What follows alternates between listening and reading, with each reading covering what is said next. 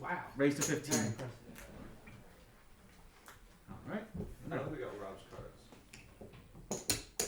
Only got it. Didn't we? No, we did not get Rob. I can tell you what it was. Ace king.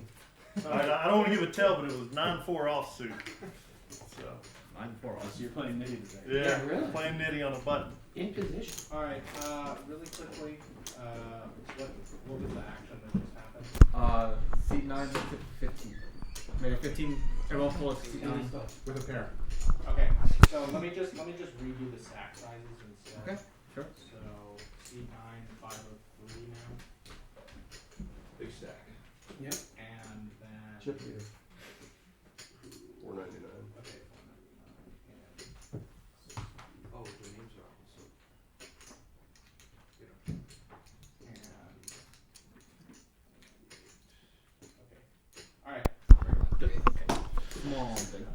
Hello and welcome to a Just Hands Poker Thinking Poker event. We are at an undisclosed location somewhere on the East Coast, and we have 9 of the finest players around who have come to play a little bit on stream and to get feedback on their play from the 4 of us. I am Nate Mavis. With me is Andrew Brokus as usual, and we also have Jack and Zach from Just Hands Poker. How's it going, Jack? Oh, it's going excellently.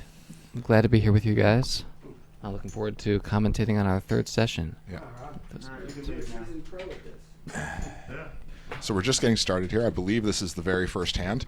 And one thing to know is that all our players, unlike yesterday, have bought in for the $500 max. So we have some deep stack action today. This should lead to a lot of interesting situations. If you have been watching yesterday's stream, you may notice the 1 seat. That's Rob Vanucci. He's been here before, and he liked it so much he came back for the morning session. So Ron's back. The rest of these players are, however, new. Although I think Ron has to catch a 4 o'clock flight. I think he's not going to be here for the entire That's time. correct, yes. Ron, fortunately, will be here. Sorry, yes. Yeah, the first of several shout-outs to our excellent dealer, Ron. So we start here with a pair of 7s opening to 5 in the cutoff. I would make it a little bit more, especially deep stacked. When you hit a set, you would like to win a very big pot. So usually I'm not one telling people to raise more before the flop than they do. But this is a case where I think a larger raise is to be preferred. Do you agree with that? Yeah, I think it's not a huge deal. I think he did flop a set. By the way, some people might be noting the call with 4 deuce suited from the big blind. I think given the size of the pre-flop open, I like the call, and it's a call that I would make as well. 4 deuce obviously is an extremely weak hand, but he's getting a very good price facing only a 2.5x raise. Offsuit, I would still fold, but I think suited gives you enough playability to justify calling there. Yeah, I think that's exactly right. So it looks like the flop came 7-8-9. It went check, and then a big bet, maybe a bet of 20 into 11 or something like that. Is that did I see that correct? I did not see. I think it was a big bet. So I think he made a large bet with bottom set on the 7-8-9 flush draw board, and I think that's fine, especially deep stack. I don't love overbetting the pot if that's what happened. I mean, like twice the pot, not, but like let's say you bet full pot. Do you like that? My chips over. It's okay. I think that's fine. There's sweet spots on all this betting. This is in pretty stark contrast to our games yesterday, where I think most of our critiques were opening sizes were maybe too big for the ranges that were being opened, and people were calling with the wrong odds. And yeah. Well, don't say that yet. Yeah, We're only on our first. People were pretty tight for the first few hands yesterday too. Well, sometimes that first raise at the table can sort of dictate, what happens later. And I don't expect this to last, but we have had another open to 5 here.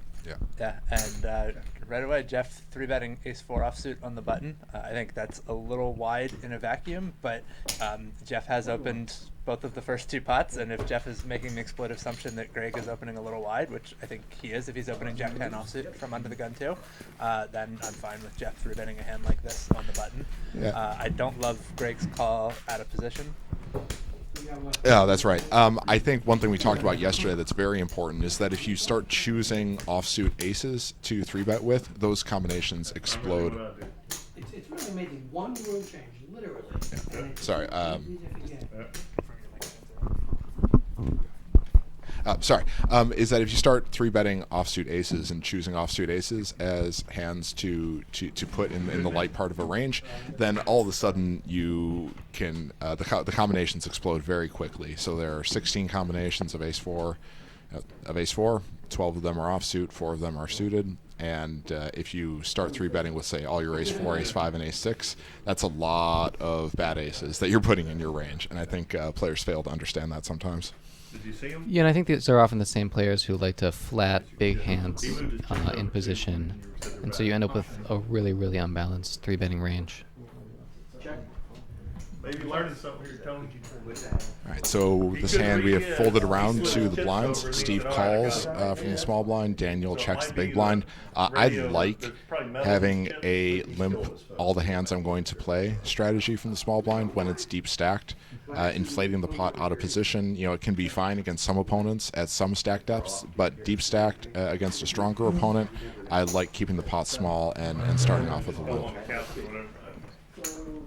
So what do you think about Daniel's check on the flop? I think it's okay. I think he would like to keep some aces in his check back range because the small blind probably has more aces than the big blind when it goes limp check.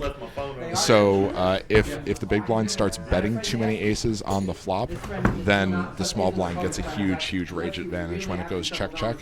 So much that I think it becomes a little bit of a leak. And ace-7 is a fine hand to choose, I think, for checking back with the ace. Did you have something else in mind? No, I think it's right on the border. I think, a lot of times when we think top pair weak kicker, we're going to check back. But I think ace-7 is not such a weak kicker in this instance, since I don't think at this point we know that the small blind is playing a limp everything strategy. And so I think if we can rule out at least half the combos of the premium aces, the times that small blind is not playing that strategy, then a7 is a lot higher up in our range, and I think it's worth considering betting 2 or 3 streets and maybe the first 2 streets since we're in position. But I definitely can get behind checking it. So here we have a raise to 5 with king queen suited from under the gun. That hand. Sorry, king queen offsuit from under the gun. That hand will go considerably down in value when it's under the gun at a 250 big blind deep table, but I think it's still good enough to open. We have Steve calling from the button with ace-9 offsuit. That's a bit too loose. The 8s from the small blind, good call, and then 3 deuce suited I think is getting the right price from the big blind. It's close, but I think that's a call. Do you have any disagreements about preflop? I think given that it's a 2.5x strategy, I think the king-queen offsuit is a little more defensible, although I agree the safer play is to sort of fold it. You're going to easily get into trouble. And I think also, given that he's facing only a 2.5x open, I don't mind Steve's button call as much, although, again, I think there's not a lot of value in it, and it is an easy way to stay out of trouble to just fold a hand like that. Yeah. So Steve flops the ace. And Steve flops the ace, yes. bets in position after the preflop ace checks. Daniel calls with a gut shot and a backdoor draw. I think I might just fold that hand with the 3 deuce of clubs. Do you think? Do you like that flop call?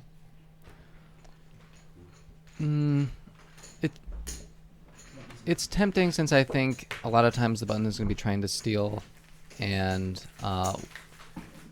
when the preflop raiser checks 4 ways, I think a lot of times that means they're extremely capped, extremely unlikely to continue in the hand. Mm-hmm. So in a sense, we're closing the action a lot with backdoor flush draw and a gut shot. I still think it's probably too weak out of position. Sure. I do like that he tried to bluff the river, even though he rivered a pair, rather than. So I think if you're not looking at it as just, I'm trying to improve to a straight or a flush, and you're also considering some river bluffing opportunities, I think it becomes more defensible. Absolutely. I still would prefer folding, but I'm happy that he didn't just take the passive line. And that's great. That's something we talked about yesterday too, is that rivering a small pair when you have plans to bluff sometimes too often discourages players from following through with the bluff when that pair really doesn't change the showdown value very much. And here we have slow playing aces alert. Whoop, whoop. Well, sorry, 10-2 call. Sorry, it's so ace 10 opening under the gun +1 I think is probably a little bit too loose, Especially this if he's week. 5xing it, which he did. Yeah, 2.5xing. If he's making it 5, I like opening ace 10 offsuit. If he's making it 10, I like folding it. Yeah. And he decides to defend, which I think is again just too loose. Yeah. I mean, At this depth is very poor, I think. it kind of raises the question of what would you be folding to the 3-bet, right? If you're Yeah. calling with ace Right. 10 offsuit, like what hand that you opened would you fold? And you certainly should have a folding range because he might have aces. Yeah, and I think so I just called it poor. I think it's more and more correct these days to defend hands like ace 10 offsuit to 3-bets in other situations. And I think that's one thing we've learned about poker is that even hands that look like reverse implied odds hands sometimes just get their price more than we thought they did against standard 3-bets. Here, however, the depth of the stacks, the positional disadvantage, and the size of the 3-bet, and also the size of the original raise, those are all factors that tell against it's being a good idea to call with ace 10. So I think folding straight away or raise folding the ace 10 each would have been better than raise calling it. But he did not compound his error on the flop. The flop went check fold. So one thing that some players do a lot better than others at 1-2 no limit is compounding or not compounding their errors. So happy to see him stay in line after the flop and not compound his error. So it seems like Dana did not take quite as long here with ace king. That's right. That's right. Yeah, so he took a little bit longer last time. So one thing that we see here is that when somebody chooses the same bet size, so last time he made it 3 times the original raise, 10-30. Here he went 9-30. And sometimes that choosing the same bet size can be a sort of a way of trying to conceal information or say, look, there's nothing to see here, I'm just making a standard bet size, and that can sometimes indicate strength. Unfortunately for Jeff, he hit the whammy flop here with ace queen against ace king. He did flop the ace. Happily the jack is up there, so he's that can make it easier for him to get away from this hand, but he could be in trouble, especially with the queen of spades he's got. I just want to say a quick shout out to IINZO who said sub to us in the chat room on Twitch. Thanks for watching, IINZO. Yeah. So we have a check call here. The ace queen could be folded before the flop. To such a large 3-bet. I wouldn't hate that play, but if he thinks that Daniel might be riding the momentum a little bit and capable of 3-betting light, it gets better. I think Daniel's turn check here is interesting and not necessarily bad. Yeah. You really have to ask yourself, am I going to get 3 streets of value out of this hand? Right. Am I going to bet the turn and river and expect to be called down by ace queen? And if the answer is no, then I think I like checking the turn and trying to get your value on the river. Yeah, absolutely. That said, I wouldn't hate if he decided to go for 3 streets. I think he very rarely runs into a jack. Well, and I might be wrong about that, actually. Yeah, I mean, at this depth, especially if he sensed, and I didn't get a good look at this, if he sensed that Jeff was a little bit hesitant about calling pre-flop, as I would be with ace queen, that can sometimes indicate a hand like jack 10 suited, queen jack suited, and I think those jacks will all continue on the flop, or at least will enough of the time. So I think there's a legitimate concern with the jack with the jack pairing on the turn, that it's put Jeff's hand ahead of his.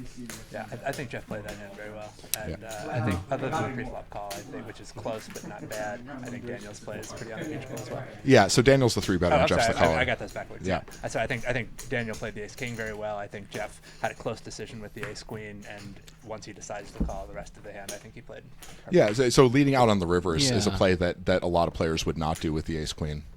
Yeah, I think it's I don't think you're real likely to induce a bluff by checking. I don't know what bluffing hands would be in the 3-betters range, so I like just either trying to bet or maybe just check and give up, or you check and fold. Yeah, so and ace king did not raise. Ace king just called. If it had gone check bet, I think the ace queen would have been pretty likely to call. So especially if you can get action from worse hands than ace queen by betting, that's a good case where you can take. Even though you don't have the initiative, you can bet the river. You won't always be good. You won't almost always be good, but it can be better than checking and calling. 25. Yeah, I think it's close. I think it's obviously better if we have at least some hands that are going to call us that are worse. I'm not totally sure that's the case here. Fold, Rob. I would Fold, not be Rob. surprised to see people fold, to see people call hands like kings or queens. Fold, Rob. I think Take Rob that should have line folded here. advantages. Yeah. I'm just So gonna- it went raised to 5 on the button. Rob calls the small blind with Jack 9 suited, which to a Rob's- small raise is closed. Rob's out of position. Yeah, and then the big blind made it 25, and then it folded back to Rob. You know, it's a nice hand. It plays well deep stacked, but out of position, getting such a bad price. I think the more disciplined, more accurate play would have just been to fold. Yeah, I think there's a tendency of people to, when playing deep stacked, to think, you know, Jack 9 suited is a good deep stacked hand, which is true, but Hey, we gotta get Daniel to sit down. Yeah, I think Tony's on it. Can't play him again. Yeah. so I mean, Jack 9 suited is a hand that plays nicely with deep stacks, but being out of position is a really big disadvantage when you're deep, and I think we need to see some recognition of that. Yeah, absolutely. You know, and 3-betting the first time around would be okay against a loose button raiser too. Yeah, I agree. For a small size. I might even prefer that because, I mean, in this case, we're probably not driving ace-queen out, but not letting the big blind come in cheaply with whatever he has, Yeah. which is what happens when you call. Like, the big blind very rarely folds in that instance, and Yeah. it's correct to very rarely fold. Yeah. So, you know, 3-betting, and even if the button doesn't fold that often, you've got a very playable hand, and you drive out the big blind. I think there's a lot of value in that. Yeah, Yeah, I agree. absolutely. So Daniel immediately, you know, he perked up a bit there. That's interesting. But he doesn't have much in my hand, so it shows you what I know. So he raised loves to poker, I guess. 12. That's big for not a good hand. If I'm raising to 12, I would not be raising with King 8 suited. I would probably not be raising King 8 suited for any size there. But he's playing it. We'll see how he plays later. Rob calls the 12 from the button with ace 10 suited. I think that's fine and good. I like it better than 3-betting or folding. Daniel catches up. He flops a second pair.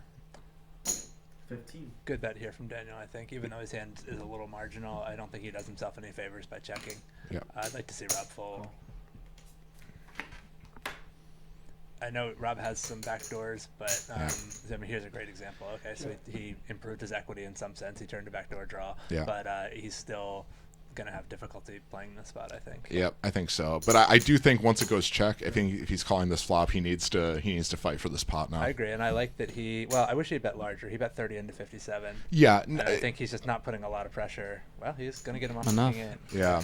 yeah. I think a bigger bet would be better. But I'm really glad he did 30 and not like 22 or something like that. You know, a lot of the hands he's targeting are ace high, pair of 9s, pair of 8s, maybe like a pair of pocket 6s, something like that. And some of those hands are going to be very sensitive to the bet size. So although the flop call is not great, one thing that Rob did well there is coordinating multi-street planning, and he chose a good turn strategy based on his flop decision. And so often in poker, mistakes that you make on one street in themselves are only modest mistakes, but where you really hurt yourself is by coordinating your plan badly across streets. So Rob did a good job of multi-street plan coordination there. Yeah, I agree. And on that subject, I think with that bet size, I think that bet size is a lot more justifiable if you think you're going to have a lot of success firing the river when you miss. Mm-hmm. That's right. And And I think you will. I think if you don't get Yeah. check raised, it's I agree. unlikely that the villain has the hand that he's going to be excited anyway about calling river bet with. On a lot of and you can predict which rivers will be better and worse.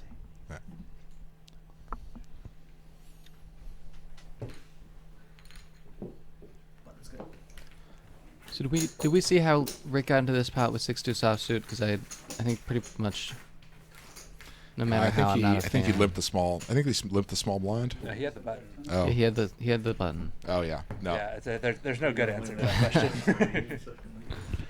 Unless it was a mandatory button straddle, which we're not allowing in this game. Other than that, really no reason you should be seeing a flop with 6-2 offsuit on your button. Yeah, we'll save the button straddling for the last round of the day. People are saying I sound very quiet. Is your microphone on? I guess just talk closer. Okay, Artie, thank you for the heads up. Does it sound better? Yeah, you're a little louder for Yeah, me. you're louder in my ears, Andrew. Okay, Yeah. I'll try to be better about it. Life is better with Andrew in your ears. That's Mailman right. Muscle is telling us Rick raised the button with 6 deuce and Big Blind defended with King 3. I You gotta put it in think carry, yeah, put it over here, get if some the mash. button raise was to 7, which I believe based on the pot size it was, I don't like the big blind's call much more than I like the buttons open. Yeah. I think those are both hands that should be I've been hitting out the there a muck. few Thank you, times. Artie, We for the went feedback. to the national championships 2 years ago because I knew one of the guys that was one of the finalists. The one thing I always thought I could have done when I was younger. Happy to see I Paul forget playing what it's that draw called, aggressively when there. you're holding on with one hand, You can feel like, on oh, I just have a gut fucking- shot. That's not much of a hand, but in a blind Yeah, versus bare blind back. confrontation, it's unlikely that the big blind has a very strong hand either. And That's right. in these kinds of wide range versus wide range spots, it's important to play aggressively. Yeah, Yeah, I look, think look it- to fight, don't look to fold. Yeah. I think you're going to All of them be are more one successful hand. in games like All this of where them. people are not Bull, used to bull. playing those wide range situations at all. A high tolerance for pain. And Fair what? question. Strong forearm. I never thought I was good at So you Greg open this king 10 of clubs. You also have there's not enough money for me to defend bottom pair, you know. So I think probably I would just raise from that position. One thing we've talked about quite a lot on the stream is the viability of an early position limping strategy. But here I think, especially given that he's choosing a small raise size, I would just make it 5 with this very good hand. That said, he did induce some mistakes behind him. I'm not a big fan of either Rob or Rick's calls. I think Rob's call would be defensible in later position, but under the gun too. I don't think he should be limping with this, and Rick just has a very poor hand. So this is interesting. I think that if the player in front of me limped, if I thought that the players behind me were quite passive, I would limp along with Queen 8 suited. Is that a mistake? I think so. Yeah. So we've got 3 flopped flush draws here. Yeah, one with a pair, one with a gut shot.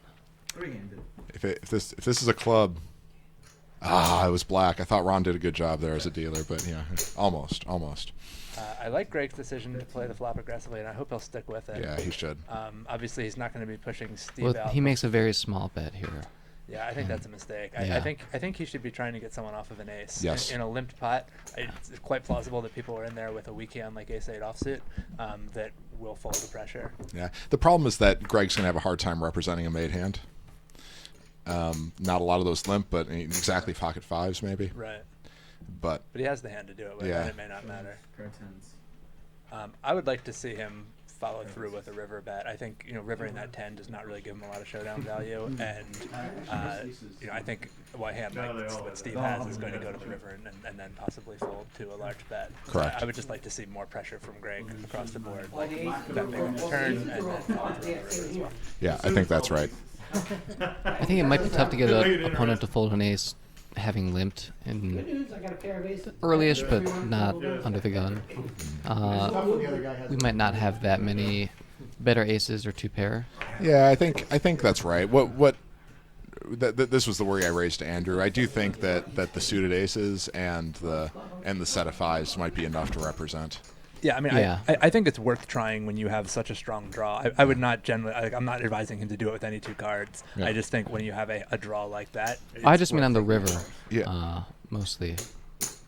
I think given the size of his turn bet, it's hard to rep anything on the river. Yeah. Yeah. I would have preferred a turn plan that involved also making a large bet on that river card. That I can definitely get behind. There was briefly a convention in the old Limit Hold'em forums on 2+2 to say semi-bluff with bluff in all capital letters when your semi-bluff was more of the bluffing variety, like when you Yeah. had very little. And that would have been a semi-bluff with a capital semi. You know, Right. like you're not going to bluff out too much, but you don't need to bluff out that many better hands. You're going to get a lot of things to fold. And, you're deep stacked, you have a good flush draw and a gut shot to the nuts.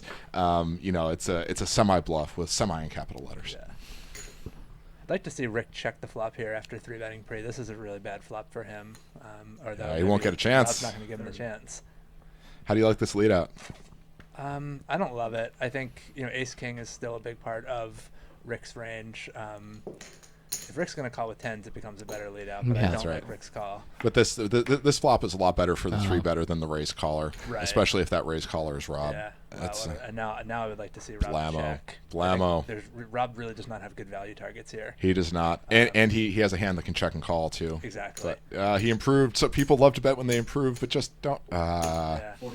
Common mistake. I've made that mistake 100 million times. And he's Let's blocking watch, his Rick's one body language here. Yeah. real value target here. Doesn't seem like he's giving away a whole lot yet. Yeah. I think we'll certainly see a raise from Rick, or we should. We do. I don't think Rob's going to be folding. Hopefully he'll just call though. I mean, I actually think he probably should fold. Yeah. I think Rick is very unlikely to be bluffing here, and Rob is drawing not even to 8 outs because sometimes Rick has ace queen. That's right. I think I would peel ace queen against Rob here sometimes if Rob leads out. Yeah, I think so. I'm Yeah, not sure if I Rob think- thinks Rick would do that, but I would. I think we have almost no implied odds and some reverse implied odds in Right. this spot. And I think, Rob could, for instance, drill a king on the river, and he'll often be behind in that situation, as he will be here. Correct. Yeah, you might bluff a diamond maybe. Gets a little bit better if you can do that. It seems like he's thinking about it. Hopefully he's not thinking about 3-betting. I think this would not be a good time for that. So Rick, he's giving off some physical behavior. I'm not sure whether that's interpretable, but one thing he's doing great is just picking a spot and looking at it, and he's being quite still, not doing anything unusual. Especially, a good default behavior is just to try to shut up and be quiet, and that's what I try to do. I think Rick's doing a good job of that. There's some furrowing of his brow, a little bit of bouncing up and down and moving his head, but for the most part, he's staying still. He's looking at one spot, and I think that's good. Very good. So we can compare that to later behavior. And this is part of why I don't like Rob's turn bet, is that he has such a difficult time when raised, whereas he can happily check and call a bet. Correct. I think, yep, I think that's exactly right. If it were a little bit different, I think that this gets back to the flop bet too. One reason that Rob's hands are tied here, so for example, a 3-bet bluff would be a disaster here. And the reason it's a disaster is that Rick, still has the sets of kings. Even if you can take ace queen out of his range based on how you would think he would play the flop, there's still a set of kings, a set of jacks. Ace king might get stubborn. And what Nice the fold, Rob. cost of this? Yeah. Good job, Rob. Yeah, nice work. That shows a lot I'm of gonna discipline. run downstairs and give him a high Where's five. Sandy's got That's there? Ace king. but it gets back to the flop, and when you're deep stacked, leading into the person with the range advantage, it's really a recipe for hurt. Being out of position at a range disadvantage, your hands are tied, and you have to recognize that. But very good fold, Rob.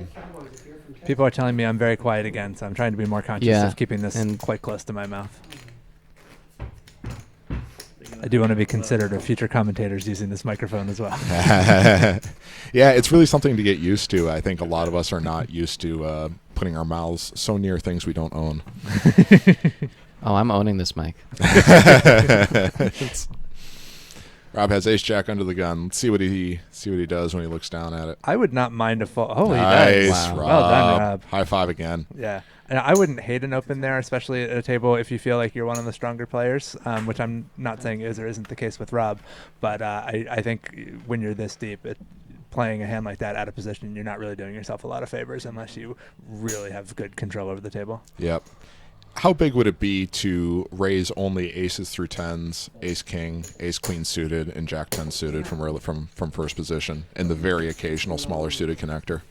I'd like to make the smaller suited connectors a little bit more than very occasional, Yeah. and maybe throw like 9s and 8s in there. Yeah. But other than that, I don't think you're leaving out a lot of high value stuff. I'm just saying, if you were to play very, very tight with just enough other hands to cover some boards, would you be making a big mistake at a table this deep? Probably not. I think the more observant your opponents are, the more vulnerable you start to become on certain types of board. Like against really highly skilled players, I think Yeah. there's some boards that are really disastrous for you, but that's not really that likely to come up in a 1-2 game. Yeah, I mean, my broader point is it's real hard to make money in early position in a deep stack no limit game. If you were to fold dark, you would not be making the hugest of mistakes. It's folding nines under the gun is not as big a mistake as folding jack 9 suited on the button. Yeah, I mean, I wouldn't be surprised if a total win rate under the gun was something like 8 big blinds per 100. Yeah, And then- and that's with you never having to ante. Yeah, I mean, with your weaker hands, yeah, it's going to be Yeah. quite close to 0.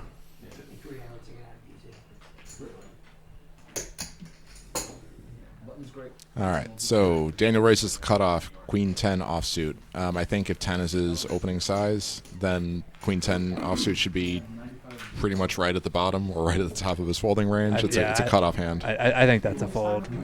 It's even for a 3x strategy, I think it's a little like marginal, but I would do it at a lot of tables. But yeah, for 5x, I don't think you want to have that much money hanging out there with queen 10 offsuit. And that's a reason that I don't use a 5x strategy. Is I think you lose something if you can't play queen 10 offsuit from the cutoff. Maybe not too much, but something. Just thinking that. For the moment you do. I'm just thinking There we that. go. Players are having fun. They're laughing. They've forgotten about the cameras. The real world effect is taking effect. There were a Just lot set it of- down if you can remember it. there were a lot of So I'd like to see ace-8 open here from the cutoff. Yeah, and I think we Somebody will. smart and capable couldn't do that on national TV, in the moment. Of all the ways to judge a president, what a silly thing to focus on. Sounds like some politics being discussed. I don't know, his ability to think under pressure. I don't know, I think that's probably. Yeah, but everybody, they had one thing that made a lot of the things where Hillary said, I want to raise taxes on the middle class. And she misspoke. She meant the upper class, but when you're at that level, that means it's going to happen. So many things. Yeah, and I think it was Yeah. Biden that Forget referred- which Not lie looking you're forward to going Twitch to. chat 12 seconds Yeah. from now. Biden that referred to 57 states. I would say All right. anyone who laughs at Please that- deal with cooler, Ron. Something with a lot to talk about. The key was for a couple of weeks and then talk to it. Because I think I could easily see myself saying much crazier things. I could see John Kerry making that mistake because of his wife. Well, we got everybody's hands. Fair point. Maybe that's what he was thinking. Maybe For better or worse. It's okay. Tony, our executive producer, he'll sort it all out. You can see him in the Yeah, background. right there. They're rapidly Boom. working to figure out what's going on with Yeah, the yeah, display. Well, we see Daniel opens to something with ace queen. It looks like 8 or 9. 8. Eight. Yes. It's good. I like it. I think he raised to 8 last hand also, so that's Rick- good consistency in his raise size. Rick and Jeff both defend. The 10-8 suited is loose from the small blind. I would fold that hand. Yeah, but it's not. I don't think it's a huge mistake, and I like Jeff's call from the big blind. Yeah. Okay, flop ace jack for rainbow. We should just see Daniel winning this with a continuation bet. Yeah. If Daniel chose to check here, I wouldn't consider that awful. I don't think we're going to see it, but I think it's a reasonable spot to do it. Yeah. Can we call that Honda checking? Yeah, I like it. Honda was one of our players yesterday. He took some really interesting and really very effective lines on the flop, especially with top pair. Yeah. And he showed a lot of poker intelligence there. So. Honda's the kind of guy I lose a lot of money to. Good honesty, Jack. Yeah. Oh, you're checking the ace high flop? I guess my stack is going to be going in here. No. You guys have Oklahoma, right? For the listeners, that's an exaggeration, but Like Dallas. Oh, I'm forgetting. but not big right as now. much of an exaggeration, I That's think. like You're 7 This is hours. happening. You're a plane flight from the You North go out with a Pole. golf Yeah. or something? And but we go over to Louisiana. It's like 2.5 hour drive. Right. You got a golden nugget and a LeBair's Delight. All right, we've got Tony, the producer, in the room, making some adjustments. Indian casino about 2 Uh, hours north of Houston. hang with us anyway. We're trying to repair the plane mid-flight. We've got enough information to, I think, make some good commentary. No. Imagine a world where there's 50,000 poker runs. I mean, everyone's gonna have 2 tails though. Yeah. Well, the So problem Rick's you on the got button here. when you go to Lake King 5 Charles suited. is And I they'll believe have it's been like folded 7 to him. days, 8 I would hope days. I would Usually open more this hand on the like button. 5 days. Okay. So Whoa! that Oh, was he's off. 3-betting That it. doesn't matter to Okay. me, right? And then most of them. So- So we had a raise to 10. Steve raised to 10 with ace-8 suited. So I think this should be exploitive if The it's only going to good be thing they good. do have is I think if he senses weakness from Steve, then fighting is okay. I would make it a little bit more. But if once you start 3-betting this suited king, you're going to have a lot of suited kings and aces, and there's going to be a big light part of your 3-betting range if you do that. Oh, I love Borgata too. And I Unfortunately, don't like this lead Yes. at all from. Oh, never mind. I couldn't convey how much. So it went check call. I believe. And that- Rick flopped a flush draw. Turn paired the ace, so that should help Rick get away. And our under the gun raise caller now has a full house. No malls. All the money that's I supposed to do be not like sealed Rick's at the decision to end keep is betting. 7 days. Unless, wait, he's No, this is. okay. Oh he's- yeah. Oh, that was. Yeah. I think it's a good spot to shut down. Yeah, definitely. Yeah, you're just going to run into aces full a lot there. And Yeah. the times your opponent doesn't have aces full, you often have the best hand, actually, because Yep. he has a small pair that got counterfeited. Yep. Where we are Yep. now Yep. Yep. is, you know, very So and I like. took a bus from Sorry, what's our under the gun player's name? Subway. Our under the gun player's name Anyway, will be easily revealed 2 shortly. hours. Yeah. Sorry, I'm blanking. We've Up in the But I like his control to just check it. I think either he's chopping or Rick. he's trying to. I think it's Rick. Yeah, Rick, of course. Sorry, Rick. Okay, so he was the one with the suited king. Rick had king 5 of diamonds. Rick, No, our, no, no, no, no. the 2 seat was Rick, our 3 better. Right. Yeah, so Rick was not the 5 seat. The 5 seat was the under the gun raise caller. He had a suited ace, Okay. and then the 3 better kept firing. And I think the turn barrel was ill considered, but boy, have I done that so many times myself. That's- yeah, and it's one of those spots where there are some times when the board just the turn card vastly favors one player instead of another. That ace favors the under the gun raise caller a lot. And if you don't have an ace, there's really not a lot you can do to improve your standing in the hand strategically. And it looks like what's happening is we're going to reset the RFID machine per se, and we need to get a new count for everybody so that we have accurate stack sizes. Yeah, so just a quick technical break. We can think of it as a short unplanned interval, like in snooker when one of the players needs to use the restroom. So that's fine. Just going to put our cues down for a second, and we'll be back in just a minute. 460. 460. Right? And the button is on Jeff. Okay. And yep, we're all ready. It's that up? 6:36. 636. Yep. Okay. Thank you. Oh, that's close to good enough. I'm really not good at that. And in tournaments, it becomes a problem sometimes. I can imagine. And we're back. We got the cards back in the air already. Thanks as always to Tony for his excellent producing work.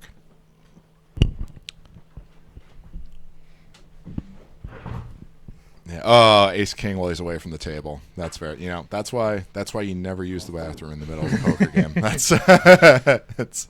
So I would rather see a King Queen offsuit raise than limp here. Yeah. And Yeah, I and I agree. like this raise with 10-9 suited from the big blind. I agree, although I think it should be larger. Really, over into going from 2 to 10 in a 3-handed pot.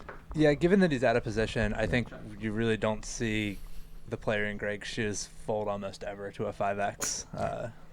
As a practical matter, anyway. And he has a hand that can stand to inflate the pot, and indeed he should have such a hand if he's going to be raising from the big blind there. So Yeah. he's still choosing the right hand. He should just have a raising larger strategy with all of his raising hands. Is what you're saying? Yeah, it's a minor point. Yeah, but I like it. I would not have done that correctly. I'm not a fan of all the flop aggression we're seeing here. Mm-hmm. I think Steve's bet is pretty marginal, but okay. I really don't like Greg's raise. I think there's too much danger of Greg running into a better hand and very few worse hands that he's getting a lot of value from. I know in this circumstance he is getting that value, but I think he'd be better off calling and trying to get his value on later streets. Mm-hmm. The risk of running into ace queen, kings, aces, queens, pocket nines, those are all hands that I think are squarely in Steve's range, and I don't think Greg really wants to play that big of a pot here. Especially if 10 jack suited is also in Rick's range, then it's sorry, not Rick. Especially if Jack 9 suited is in the big blinds or Jack 10 suited is in the big blinds range. Once you start to mix strong draws in with the good made hands that can be in his calling range, then you really get punished for being so aggressive, inflating the pot with one pair and no draws. In the c-bet with 10-9 there, I would prefer to check that hand, since I think it doesn't need that much protection, since there's so many turn cards that give us more equity, that I think it's nice to have some of those middle pair hands in a checking range so that we can not get exploited on future streets if opponents are going to treat our checks is basically giving up. Well, and I think we're getting exploited on the current street by betting it, essentially. I think the opponent plays very well against it. He folds when he's way behind. He calls mostly when he's way ahead. And I think you just immediately lose money. I wouldn't even frame it as, not getting exploited in the future. So if I were 5xing on the button as Paul is, I would not be raising 7 deuce suited. Yeah, I agree, Andrew. And, You guys, I think, bet a little bit more second pair type hands than I do. But yeah, I think we're exactly on the same page in that particular situation. So here we have a lot of interesting play. Daniel defends correctly, I think, from the big blind with king queen offsuit, and then he check calls the flop with king queen high, which is, I think, if he thinks that Paul is super aggressive on the button, can be good. Once he turns this jack, I think he ought to get frisky. Yeah, I'd like to see a raise here. I think he can rep a lot of hands. Queen 9, 9, 7, Jack 10, Jack 8. All these hands are squarely in his range. Yeah. And clearly Paul does not need a strong hand to bet. Yeah. I mean, as it turns out, his king queen is good anyway, but I don't think he should presume that. Wow, he's gonna get the he nailed the deuce. Yeah, believe it or not, that's good. and this is why you have to play the king queen aggressively at some point, not just to prevent the opponent from hitting a deuce, but also just so that he can't win the pot at showdown with very weak hand. Like, the problem is when you have king queen, even some of your opponent's hands that he thought he was bluffing with, like ace high, are actually going to win at showdown. And so you don't need him to fold very strong. Like, I think a lot of times people think, well, I can't bluff because my opponents won't fold strong hands. Yeah. And this is a situation where you don't need them to fold strong hands to make bluffing profitable. Yeah, and I mean, I can't read Paul's mind. I don't know exactly what his plan was, but I think he didn't need the deuce to win the pot. I think the deuce just saved him the trouble of making the river bet before he won the pot. Before he won the pot. Yeah, I think that's fair. I mean, maybe it's better. I mean, do you think he should have bluffed anyway? I mean, 10. It's hard for Daniel to have too many unpaired hands there, I think. yeah, I mean, it's obviously exploitive given that he has 7 deuce, but I think realistically, like a player who doesn't check raise you on the turn, you can sort of identify certain rivers that improve a lot of their range, and otherwise it's safe to bet blanks and just find that those players fold too often when they don't improve. Like, they're often calling with a hand that's looking to improve, and turn cards that or rivers that obviously don't improve them are good bluffing. Yeah.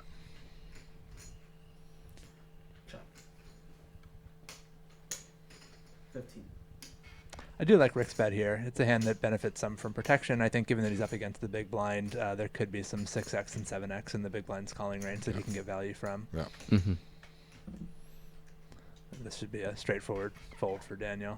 Yep. If he has backdoor draws, I wouldn't consider calling or check raising atrocious, but I still would prefer folding. But continuing with this is a disaster. Yeah, I think it's ambitious. I admire the willingness to consider it, but I think he shouldn't actually do it. He certainly should bluff the Yeah. river if he gets this far in the hand. Yeah. Do it. There we go. Here we go. And this is a terrible run out for Rick. Yeah, I think he's got a straightforward fold, but maybe he has a good read. Go down. Hmm. Yeah. Do we just And he's- get for Sam or no? You have to see a hand to wreck a pot. Oh. Do we? Okay. Yes. And that's a rule that, in my experience, varies from casino to casino. The people in New Jersey swear that it's a rule in the entire world, but What? You mean that players hasn't- in one poker room think that theirs is the only Yeah. set of poker rules? It's yeah. I mean, I myself enjoy the myth that poker was handed down from God in a complete form, but but I'm not sure it's actually true. yeah, I used to argue about that. Used to. You gotta keep on arguing about that stuff. I've found I just care a little too much about We go, and then about being right all of I see. to enjoy arguing about. and really Yeah. just goes It's to casinos. the ideal situation not is to about- care less about being right, Sorry, and not more about being about right. poker procedure. About oh well, I mean, you know, Charles, 'cause you get in terms of poker casinos. procedure in that situation, you're just at the mercy of the floor, and Sorry.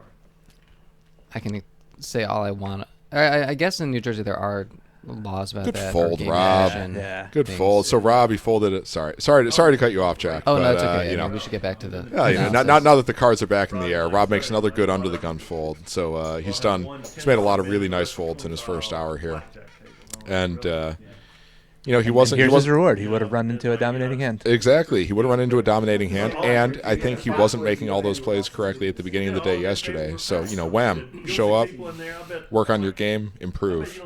It can happen quickly sometimes.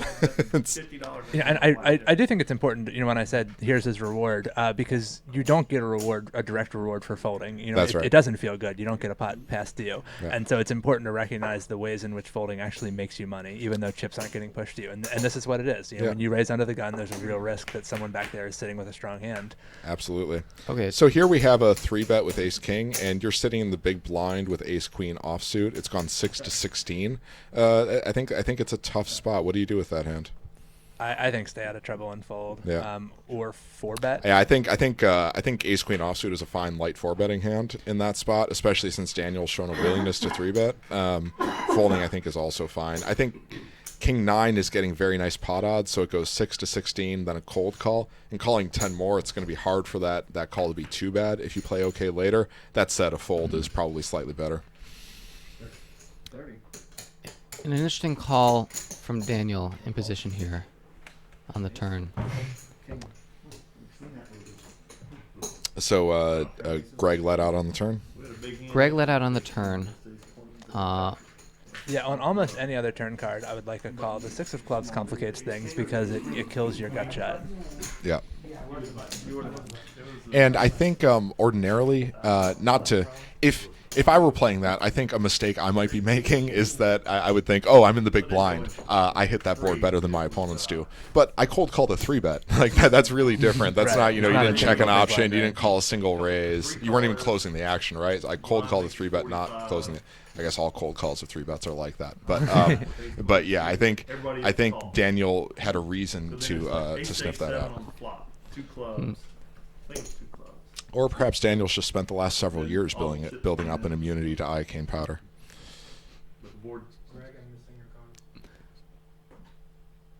Runner paired would save me. I think I got that reference, but Princess Bride. yes, okay.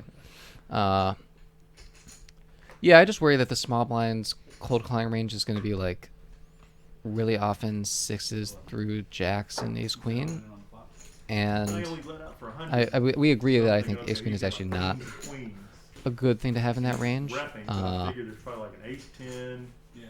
But I just think against that range, calling there with ace king in position, I guess it's defensible. You have some outs, but I think a lot of times you're just, you know, donating to an overpair. Well, you're only donating if you don't bluff that overpair off the pot later. Sure, and but if you don't get there. And I think at a table like this, that is probably a better play. I am not in the business of trying to get people to fold overpairs generally. I think you should be in a 250 big blind deep game. Yeah, and when you're the pre-flop 3-better, like it's not a subtle. It's, you know, you could. I mean, if I had aces there and I was facing that action, I could value bet the aces against likely 10s or jacks, right? So and that's part of why I like it better in this type of game, because I think the beauty of, you know, most 2-5 games is that you're not going to get credit for hands like aces. So there's a person in Twitch chat who wants to know if we would like another player. You know, we got the game's really good as it is. We could use one more, but I believe it's a bit too late for that. But hopefully this is not the last. This is not the last time we ever do an event like this. So thanks for your interest, and thanks for joining us in the Twitch chat. It's an interesting choice here by Rick to 3-bet ace-jack offsuit from the big blind. Yeah. I like the desire to play aggressively. My concern is that when you're this deep, even if you hit the ace or jack high board, your hand is still pretty tricky to proceed with. Yeah. And given that he faced a quite large pre-flop open as well, a 5.5x open, I would really rather just call with the ace-jack offsuit rather than isolate yourself against a stronger portion of your opponent's range with a hand so easily dominated. And yep, and Daniel has not been making it 11 with all his hands. Either he's varying that based on position in a way I haven't picked up, but I do think it matters a little bit that Daniel made it 11, or that Rick made it No, Daniel made it 11 instead of 10, and I think that maybe keeps some of the dominating hands in his range a little more. And I think. So what did we see? Was it check on the flop and then Rick bet the turn? Was that the action? The pot was such that it looks like it went bet on the flop, or bet call on the flop, and then bet call on the turn 2.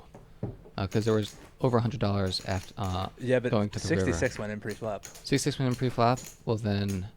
I think there was just a bet Then it of must have been, 25 yeah. on the Okay, turn. and that makes more sense. Yeah, I mean, I think you don't have a lot of good options with ace-jack offsuit, which is part of why I don't like 3-betting it. It's not the best bluffing candidate on that board, but it kind of sucks to just give up with it. So. I'll be right there. Yeah. Daniel's been our designated card rack so far today. My Enjoy it, No, embrace it. The other Daniel. Other is- Daniel, ace king. Here we go. My wife texted me about When Good. one Daniel falls, another rises. Yeah, exactly. You can't stop the Daniels. Yeah. Oh yeah. He's being mean. At that point, I just back out.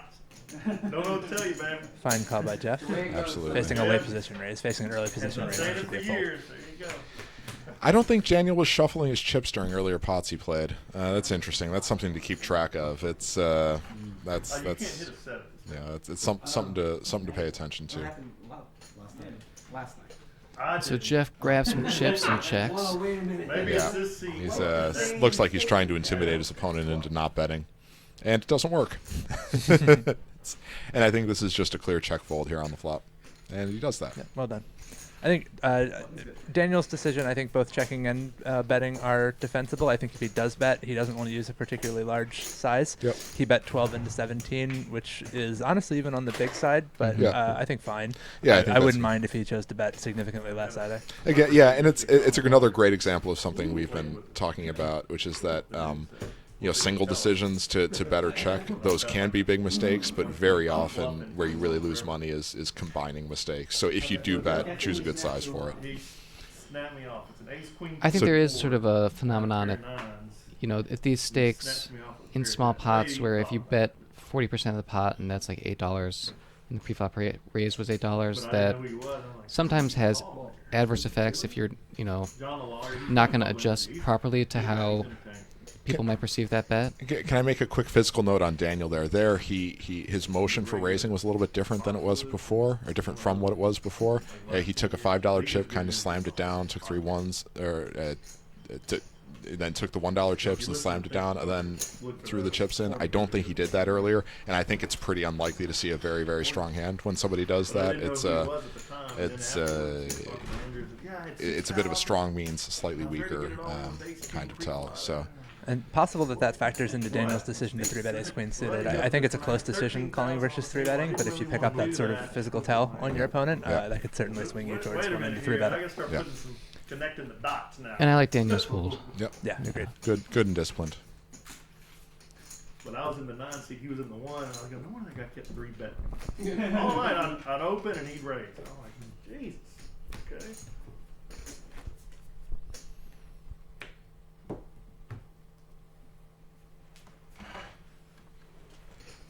So have we figured out Seat 6's name?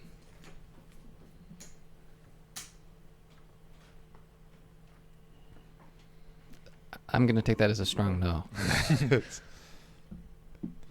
We are going to figure that out this round. Yeah. Sorry, Sorry, Seat 6. Rob, the bullets. Raises over a limp. It's fine. I trust he's using 15 as a standard size. It's a bit big, but Oh. Steve, uh-oh, Steve. is- Steve. the conclusive name for Seat 6, wakes up with a big hand and looks like he puts in a 3-bet. Let's see if we can get that from another angle. 42. All right. I like the Let's size. get Rob. Let's get Rob here. I would not mind seeing a flat from Rob. No. The stacks are already quite large, so against the kinds of hands that'll stack off to you pre-flop if you 4-bet or 5-bet, no 4-bet, then you'll stack them on most flops anyway when you see a flop with such a low SPR. Yeah. That So said- Rob instead makes a small 4-bet. Also defensible. Yeah. I think it's a good size given that he's 4-betting. Now Steve is faced, I think, with a difficult spot here. Look at that. He's really got to, you can see him breathing. He's very, there are arousal signs here. Calls 100. Heads up. I hope he has a plan when he calls. Yep. And his plan might be as simple as get it in if there's not an ace or king on the flop, and I think it's a defensible plan. That's. And what to do? Rob, What to do? Oh, so tough, Rob. So tough. Oh man, there's a man in anguish, right? I'd like to just see an all-in bet, I think, from Rob. I really don't think he should be doing a lot of bet folding on this board. It's sort of like what hand would bet 100 and then fold to an all-in? Yeah.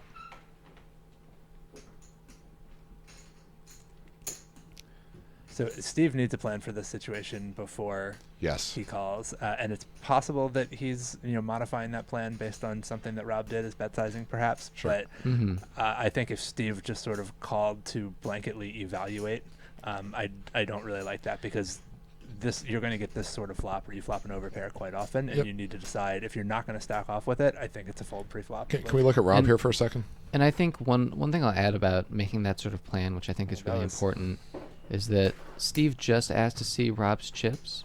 Now, we'll give Steve the benefit of the doubt that he already knew Rob's stack size and is now just confirming. We're trying to get a tell. Yeah. If that was not the case, then I would say definitely Steve needs to be needs that information before making his plan. And I do think it's a good fold, but I think if you're, as I was saying, if you're going to check fold that flop anyway, you really just need to fold pre-flop. Like Yep. you don't have room to set mine, Right. and you're really not getting a lot of new information on the flop.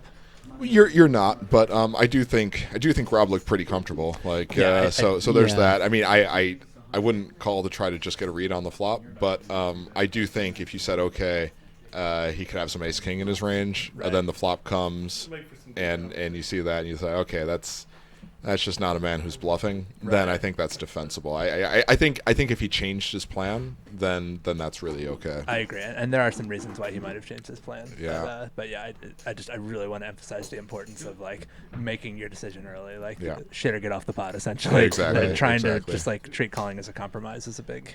Yeah, and I think, and again, this can be the result of sort of half digesting some modern hold'em strategy, some modern sort of GTO type strategy. As people think like, oh, I have too much hand to fold now. I'll just like call once then fold. I'll call twice then fold, and that can be a dangerous mentality. Interesting move by Paul to raise ace-5 offsuit on the button. I don't think a strong enough hand in a vacuum to support that sort of play, but if he believes, probably correctly, that his opponents are limping some quite weak hands, which was the case here, then I think ace-5 offsuit can be a good exploitive raise there. Sure. Would you ever limp behind if you thought that the blinds weren't going to raise? I would. I would not fold my button for a single big blind. Yeah, I'm not. Yeah. Yeah. What hand can flop quads, Andrew? Any hand. Yeah, that's right. And that's the sort of wisdom you get here. Just $500. Play for an hour. At least you got a full table. Were they both full yesterday? I think so. Yeah, 9 and 9-handed. We were nine for the first and 8 for the second. Yeah. And I think we're going to be 8-7 and then 8 for that. How's your quarterback situation? Don't even get me started. All right. So Jeff's been quiet so far. He's opening queen 9 from the cutoff. You know, should be the bottom of his range, but opening is, I think, okay. As long as he's suited.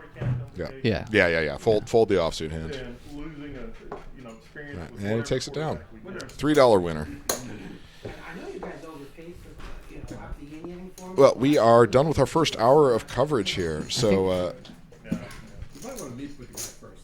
Oh, okay. yeah, so it is time for Andrew to go be the floor person for the next hour. All right, it's been fun, guys. I'm going to pass it off to Zach, and I'll be back up in an hour. Again, the way this works is the way we have 4 commentators here. There will be 3 of us in the booth at any given time, and the 4th of us will be doing floor person responsibilities. So,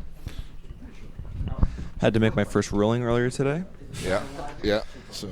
So when someone bets out on the river, someone else calls, and the first player instantly kind of mucks his hand, does the second player have to show? Yeah, it varies room to room. Yeah, that's what I said, and then I was like, I think I like it when they have to show. How do you feel about that, Nate? Yeah, it's okay. It varies room to room. It's okay. I mean, I think if somebody really wants to forfeit the pot, they can do it. Yeah. Yeah. Those shouldn't. It's stupid. Can I play the game that has them? I always straddle. Well, you have to. You have to. Option Right. straddle. Everybody should straddle every time. It's just a stupid thing. You can get more money out of the button. Looks like there was a straddle by Rob. Go get him, Rob. Yeah. And yeah, Greg, I think leading out here with the King 10, it's just fine. Mm-hmm. And Daniel in position, I might look to get frisky here. Yeah, I definitely prefer raising to calling. Yeah. Yeah. And folding to calling. What if you think that the button is leading out with too many one pair hands? Then would you ever call looking to bluff straight cards, flush cards later? I think that is also viable, but I think raising, if you think they have too many one pair hands, is a better way to exploit that. Yeah.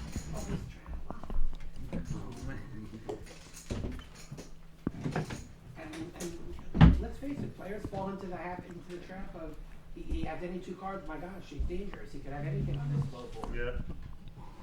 Yeah. 10. All right, so we have another open here from Jeff. He has Ace King this time. Some extreme passivity. And yeah, Paul calls with the Ace 10. Ace 10 suited. I think it's fine. If it was offsuit, I'd definitely prefer a fold. But this deep, the suitedness helps a lot. And I think 9-8 offsuit, it's too weak to call from the small blind, especially when you make the straight. It's often not the nut straight. So the implied odds are really worse this deep than they would be shallower. Mm-hmm. I can imagine one flop where it would not be the nut straight. No, but like really, Ace King is a very common raising hand, and yeah, I mean, yeah, just a lot of the hands that are gonna over straight you are gonna get to the flop, which I think is the problem. So this is nice. I think Paul picked up something here from Jeff. I think if Jeff is betting out here with Ace King no spade, he might have a few too many light bets in his betting range, and Paul pounces on that, or presumably he's not raising anything here. So I think probably Paul thought that he perceived weakness, and also thought that he might be able to use a tighter image and raise the flop. I mean, in a theory vacuum, Ace 10 of clubs is not a hand I would choose to bluff with there, but probably that was not a matter of pure theory, that raise, and he took it down. So kudos to him. Paul looks satisfied with his raise there. Yeah. And he should. Yeah. You know. It's a satisfying feeling. Yeah. Much better than getting 3-bet when you have nothing. Yeah. So let's look at that physical tell there. It looks like, okay, I kind of have to fold, but then, oh no, wait, I'm gonna raise it. That's kind of how I perceive that. Oh, interesting. I missed that. But yeah. It wouldn't surprise me if that's what. Yeah. Yeah. So I haven't been watching, but there's a lot of facial movements by Daniel there. Yeah. I was wondering if that's consistent. No, not consistent. Yeah. I mean, he's definitely doing things. He's not like a very stoic player, but he is usually not doing that.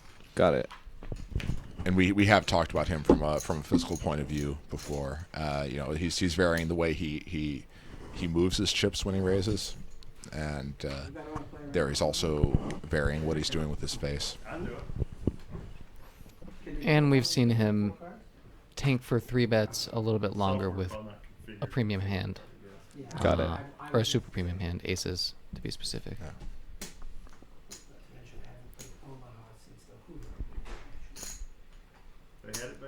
Good discipline fold. Yep. By Daniel there. I Cut agree. off. I agree. Hijack. Okay. $8. Yeah, and Sit hijack. it's a good raise there from the button. But Rick has bullets in the small blind, so we'll see what he does there. And he's been 3-betting a bit before, so ordinarily you might see a gentleman of Rick's experience level and see the 3-bet and think that he's got to have it. But he's been pretty active, indeed, actually 3-betting a little bit too much, we think, and yeah, so he might get paid off here. So this is interesting. So he looked at the flop, but there was something perfunctory about it, right? If I were playing against him, I would think that there was no real decision happening. Now that could mean that he has ace king and is always going to bet the flop and really likes to c-bet as the 3-better. But if I were looking at Rick there, I would say there's a man who did not actually have a decision, like who was really determined to bet the flop. Yeah. So I really don't like the call from Rob pre-flop, nor the raise on the flop. Yeah. Do you think he's trying to figure out where he's at? I think that is certainly. He just figured it out. I think that's certainly part of it. But yeah, just raising a queen doesn't really accomplish much unless you think your opponent is gonna like just spaz out and 3-bet all in with a lot of air. Yeah. Yeah. And Rob, notice that Rob does have the jack of clubs blocker, so that should that blocks some of the hands that Rick could be bluffing with or semi-bluffing with. I think Rob really needs to fold here. And this is a good example of not compounding a mistake. You know, it's like I hope Rob finds the fold. Yeah. And it looks like his instinct is telling him he should be folding. But I do think he should just call the flop. Yeah.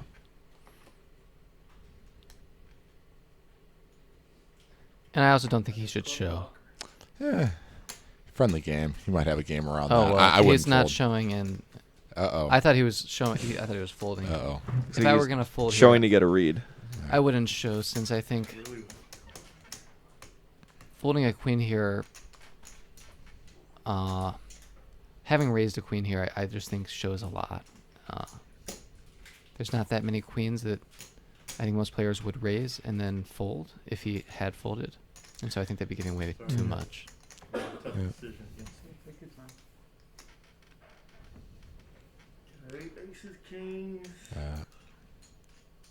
So Rick here looks comfortable, and that I think does not give a lot of extra information. Like when somebody puts $440 into this pot, you can already guess that he's comfortable with his hand. I think one thing that's worth noting is that it doesn't always mean that the player is made. So if he has like ace king of clubs, one reason a player can be comfortable is that he has a lot of outs no matter what. You'll also see this with players who have a pair plus draw hand. Sometimes they look just really loosey-goosey, even if they're very tense players in other situations. And the reason that they're calm is that they figure that no matter what, they aren't drawing dead, and that they're in that their play is very justifiable. I do think that Rick here has an attitude of extreme calm that can be hard to fake, and I would think that he's comfortable with his hand. But again, that's nothing. That's nothing surprising, given that he's shoveling money into this pot. I would not call with the queen here. Hell, 3 hands in an hour, and all I've done is put gray hair on my head. Oh, Rob. It's interesting.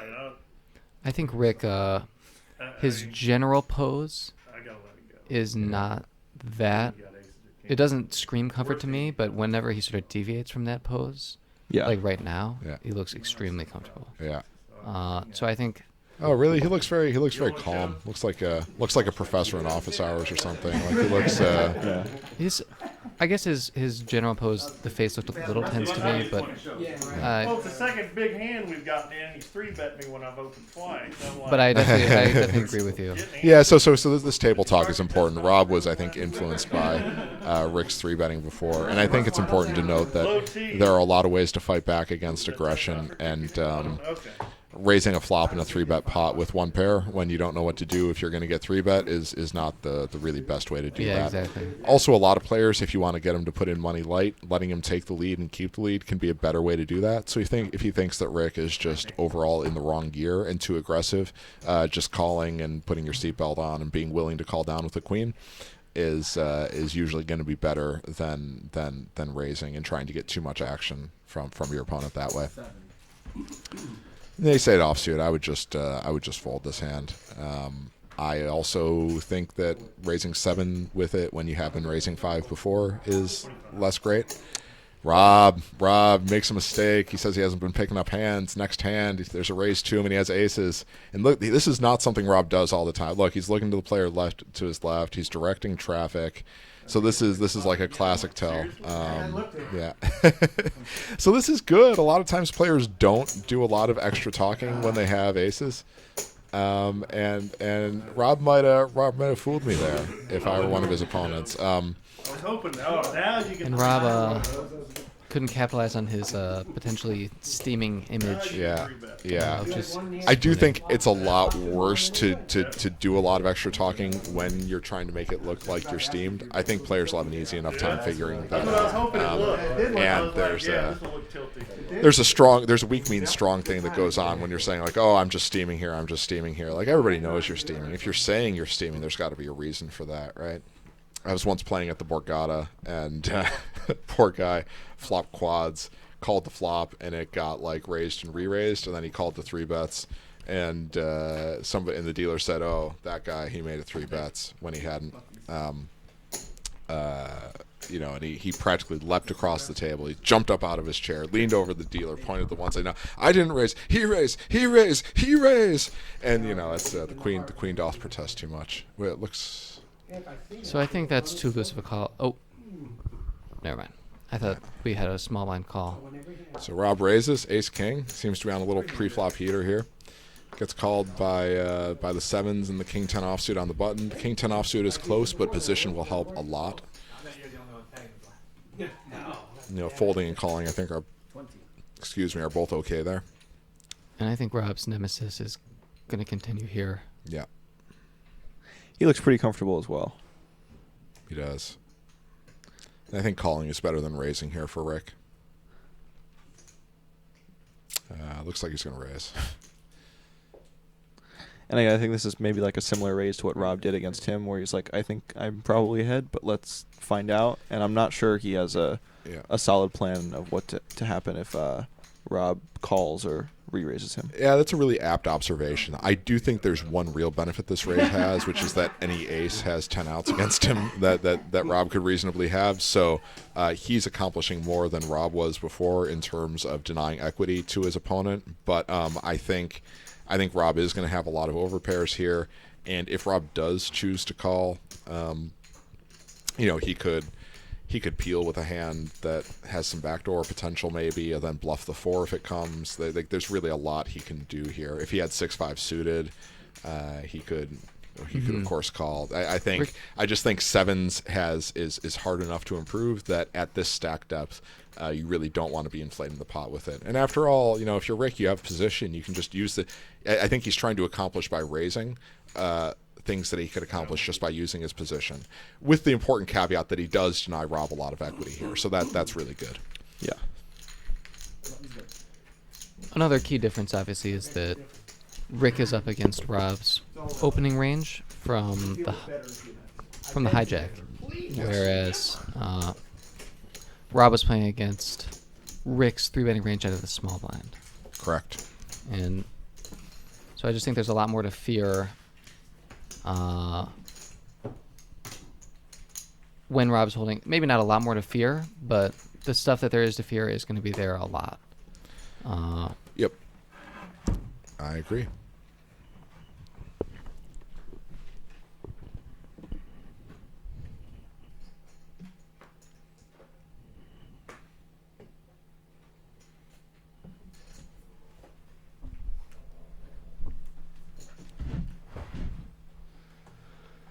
Jeff picks up Queen Jack offsuit in the cutoff. Yeah, I think he should certainly open, and he does.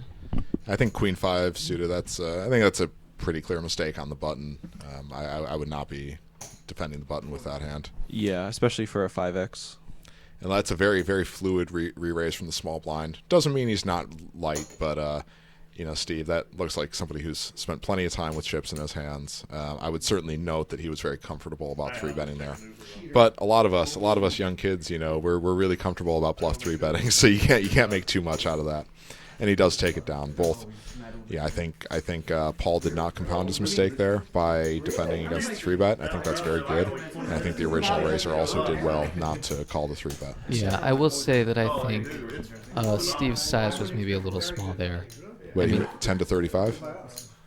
10 call of 10 to 40. To 40. Yeah, I think that's okay. I think that's okay against late position hands that are going to be weak. You would like to give yourself a slightly better price on your bluff 3-bets. I think. That said, this deep, there's certainly overbetting is fine too. I wouldn't blame you for making it bigger. I do think that something closer to pot, like Steve did, is okay.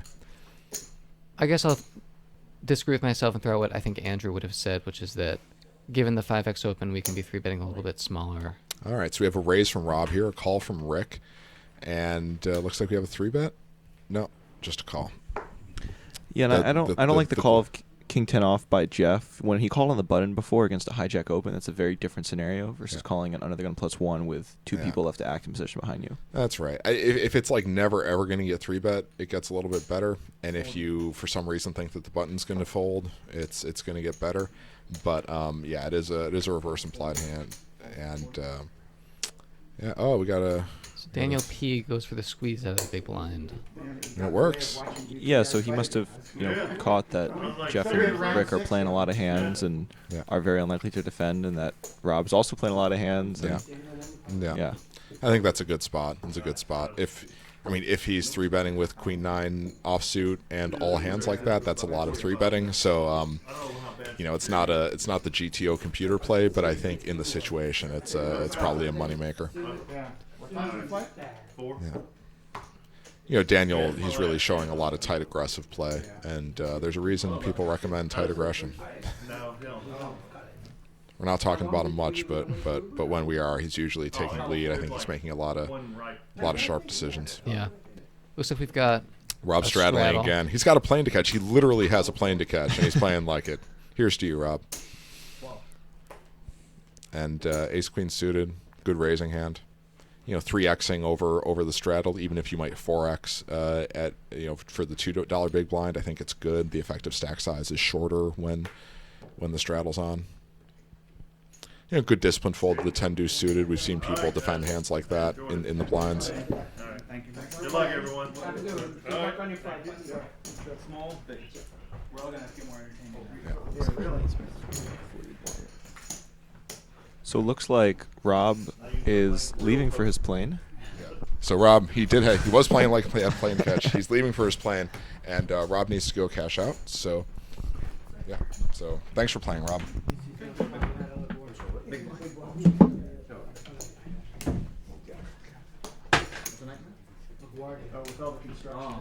All right. So we're just hands party in here now. Yeah, so we're down to 7. Thank God.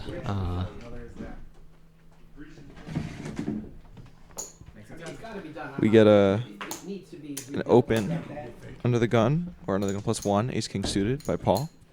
Just hands approved play. Yes. Down the cutoff. This is a tough spot with 10s. I think against early position open, I don't mind flatting. I could also see a 4-bet. But Paul really hasn't been playing that much, and I think I might prefer flatting in position here.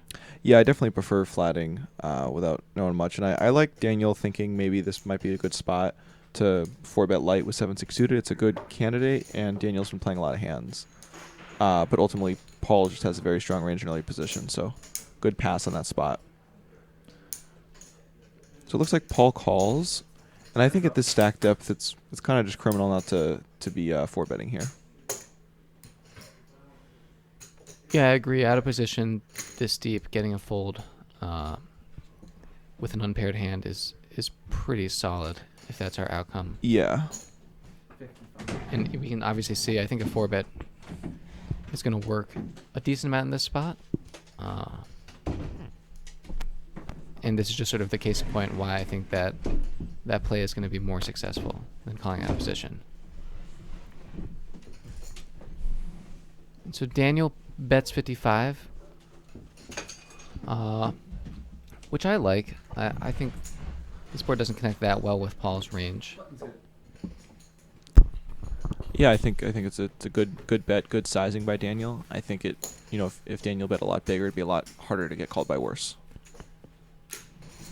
I think there's a case to be made for checking some hands to protect our checks, but I think Daniel's the type of player who's maybe never really checking in that spot, which I think is a legitimate strategy, and I think it's just unlikely to be exploited I know it's somebody's app. in this game. Yeah, really. Taped over. It's like the safe house. Or a drug house. Doesn't look all that. No, not so much. Yeah, not so much. Not so much. A drug house for an old Jewish woman. Daniel P with 8-6 suited in the cutoff. I think he's gonna open this, Who which I has like. technology that goes back a couple of decades.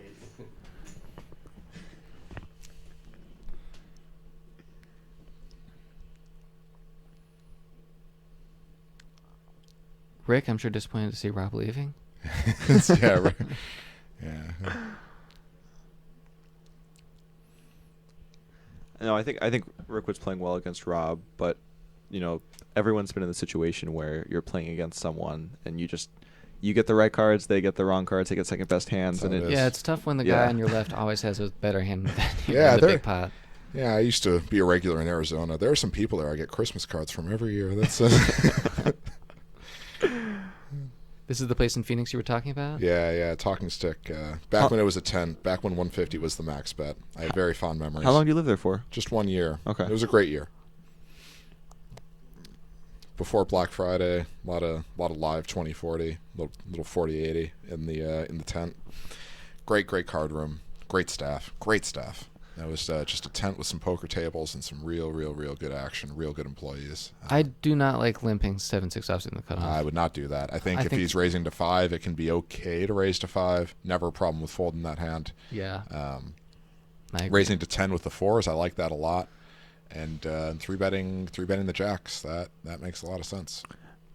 And folding the 4s, that's a great disciplined fold. We were talking about this a bit yesterday. Yeah. Players, the deep stacked players tend to overvalue pocket pairs in 3-bet pots in deep stack situations, and that's a good disciplined fold with the 4s. One that I do not always make, but should make. Yeah, it's just hard. It's hard to make really strong hands. It's hard to make good semi-bluffing hands, and it's not that easy to get paid when you do make the really strong hands. So, it looks like we're gonna have a little guest in the booth right here. Oh no, I'm just coming in to say bye. Hey everybody, how's it going? It's Rob from the 1 seat. The Rob, Y'all watched me yes. pull my hair out earlier? We did. Rob, All yesterday. we thought you made some great folds. I think when you watch the stream, you're gonna be proud. Well, I was convinced the guy on the number 2 seat's getting testosterone treatments, and he wasn't reacting very well to them, and so he was just 3-betting me constantly. So I was like, really? You're getting hands every time I'm hitting something? So Yes, he was. anyway, Yeah. that's what I'm hoping. Yeah. So it'll be interesting to look at it and see how it goes. All right, so we have a re-raise with Ace King offsuit here, and I think good disciplined fold with the King 6 suited. Rob, thanks very much. It's been a pleasure. Been a pleasure to have you up here. Guys. Yeah. Looking forward to the next one. Yeah. Hope to have you back, and travel safe. All right. Thanks, Rob. I'll talk to y'all Have a later. good flight. Yeah.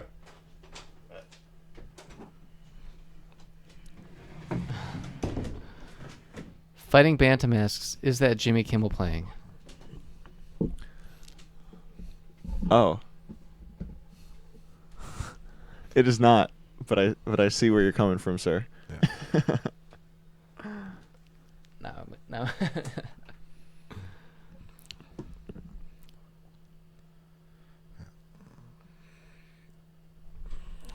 We have not Jimmy Kimmel in the big or in the small blind. It looks like. Yeah. I might run into things like this, giving coaching, thinking through. Not very likely, Yeah, and I would raise the button here with the A6 offsuit. It's pretty rare I'll limp the button in a deep stack cash game. And we can't be folding an A6 offsuit on the button when it's folded. Not to open us. folding. If there's a raise in front of us, I like to fold, but I would not open fold it. Steve flops top pair. I think it's a fine spot to go ahead and lead, and Yep. he does.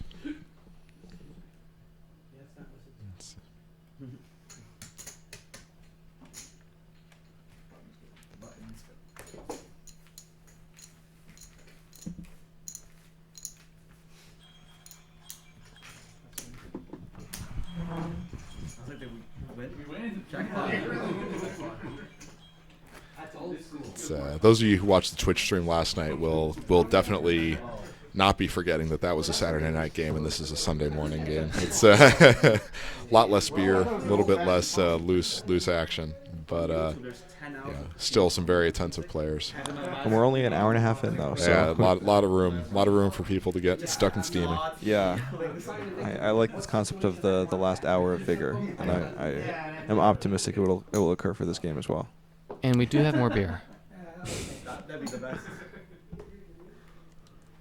I don't know what kind of blue book laws are out there trying to prevent us from drinking at these hours, but we'll overcome them. Yeah, so I would fold the ace-9 suited to the opening raise here. And we've seen this now twice by Paul, just kind of quick calls in late position with pretty marginal hands. Yeah. It's right to want to use your position, just not like that. In the 10s, I think a lot of players would 3-bet here, but at this depth, I like calling with that and some other hands from the small blind.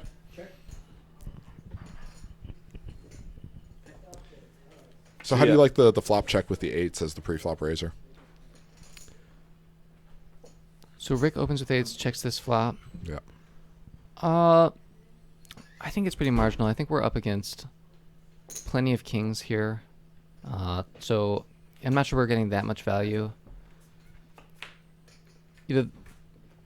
The hands we're value targeting, I'm not sure are that likely to call. So if you look, Daniel's check there on the end, he was a little bit more aggressive with it. And then like there was a, it looked like he was trying to induce a check behind from his opponent, and he got it. So.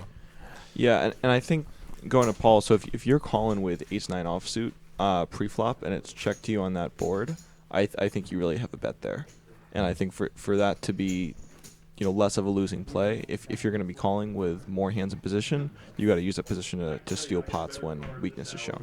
And I think some of the hands that Paul is choosing to defend with that I might not choose are hands with a big card in them. So some of the weaker aces and kings. So he can really represent that card. I think he should.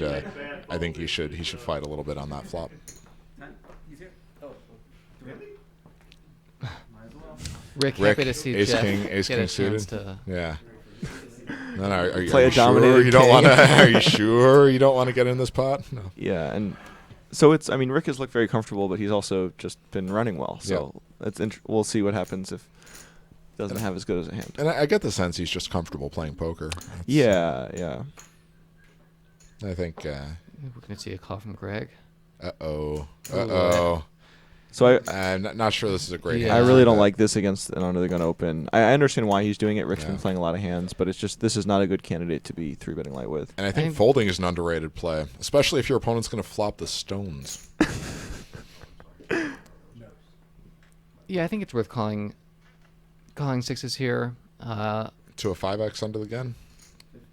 Yeah, because I think our implied odds against that range are decent. Mm-hmm. But you deal amateur? We're not so deep that I think we have to worry that much about our reverse implied odds. So caps his cards. We're seeing a lot of tells here. Rick has been looking around, looking confused a lot more than normal. Greg picks up some outs.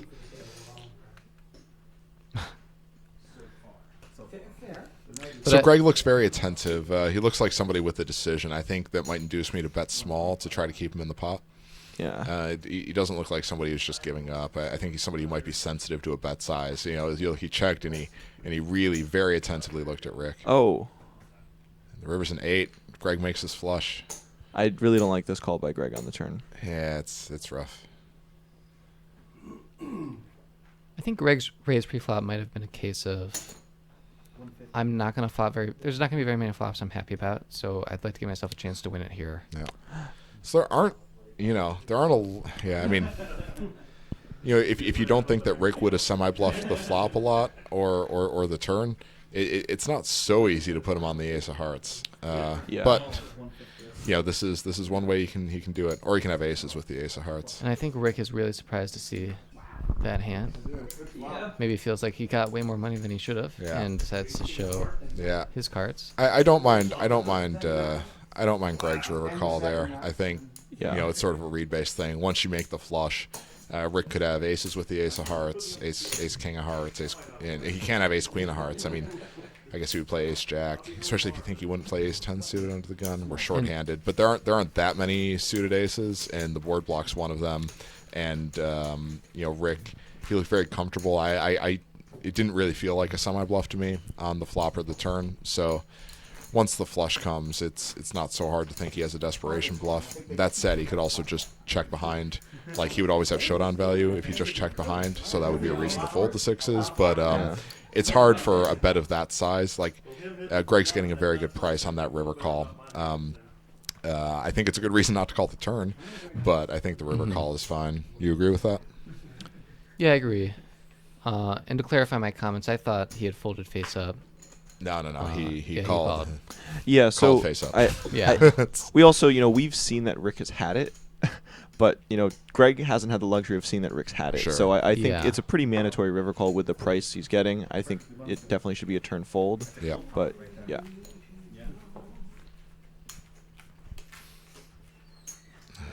I do like a pre-flop fold. See, and I said that before I saw the other guy flop the nuts. Yeah. I think it's a place where a lot of low stakes, no limit players could improve their play, is not automatically playing their pocket pairs before the flop. Especially out of position, yeah. I'm gonna hold on to the belief that I can, extract that $50, $60 out of the pot, on average when I hit my set, for just a little longer. Yeah. And once I fail enough more times, I'll come to your side. You must be really good at never getting set oversetted. I am very good at that. Yeah. In that case, I would definitely play. Well, it helps when you just never flop a set. Well, all right, so. Okay, this is a little. I guess he's in the middle of rebuying, or he's short stacked. So moving all in for 78, that's fine. Yeah. And can we look at? We may. Yeah.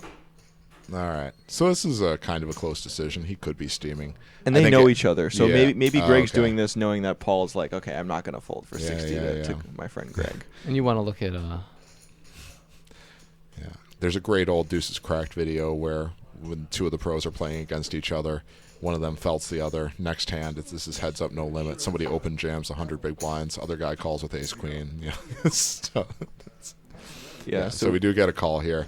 And I think from a theory point of view, it's not great. I think the important thing is that he raised under the gun and will have much better hands to defend with. But, there we go. Boom.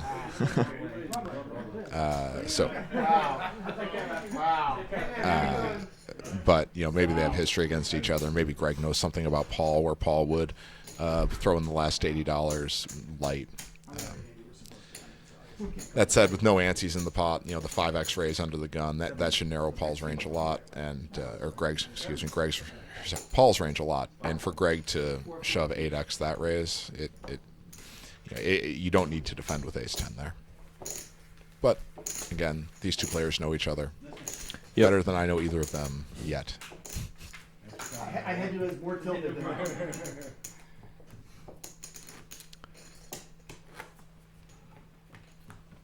I hope you guys don't show the basketball games. I went to North Carolina. We played Kentucky today. Actions on you. I fold. We will not be showing March Madness.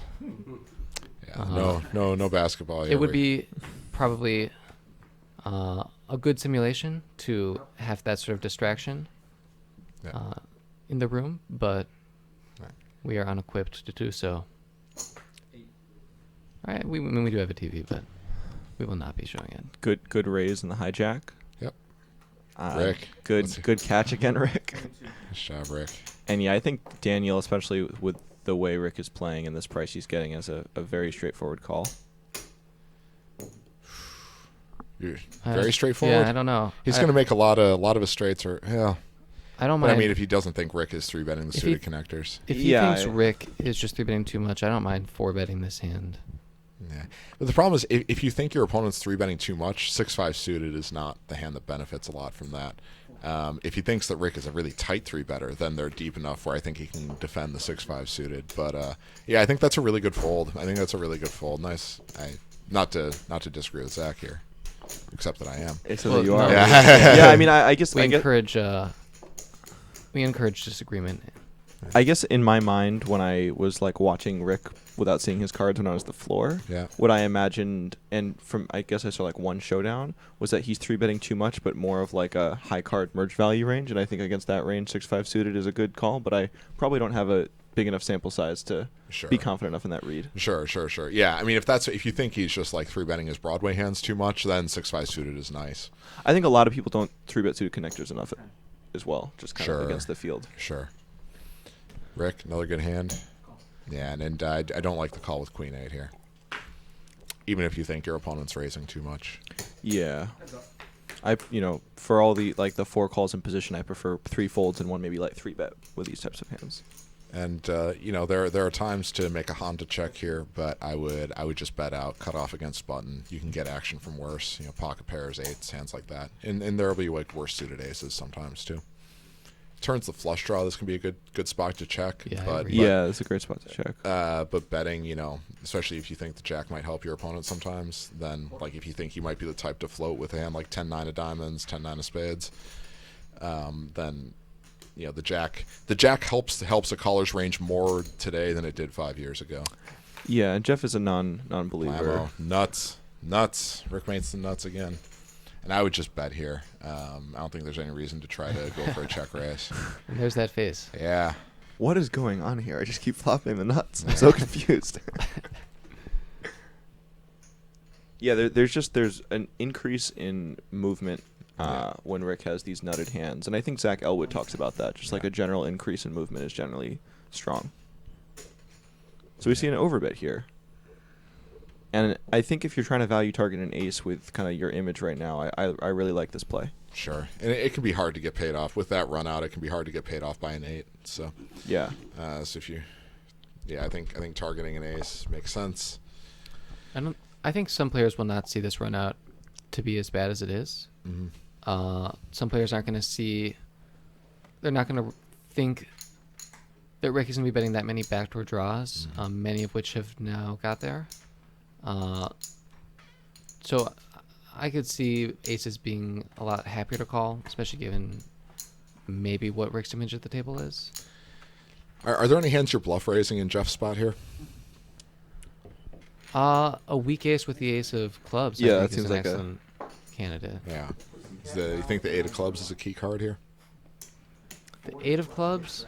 Maybe not. No, I don't think so. I don't know about key card. It definitely factors in a little bit because it removes some backdoor flushes. But again, like it's unclear to me, if Rick is gonna, which he should. But like let's say he has like a 9-10 of diamonds type hand, or let's 8-10 of clubs.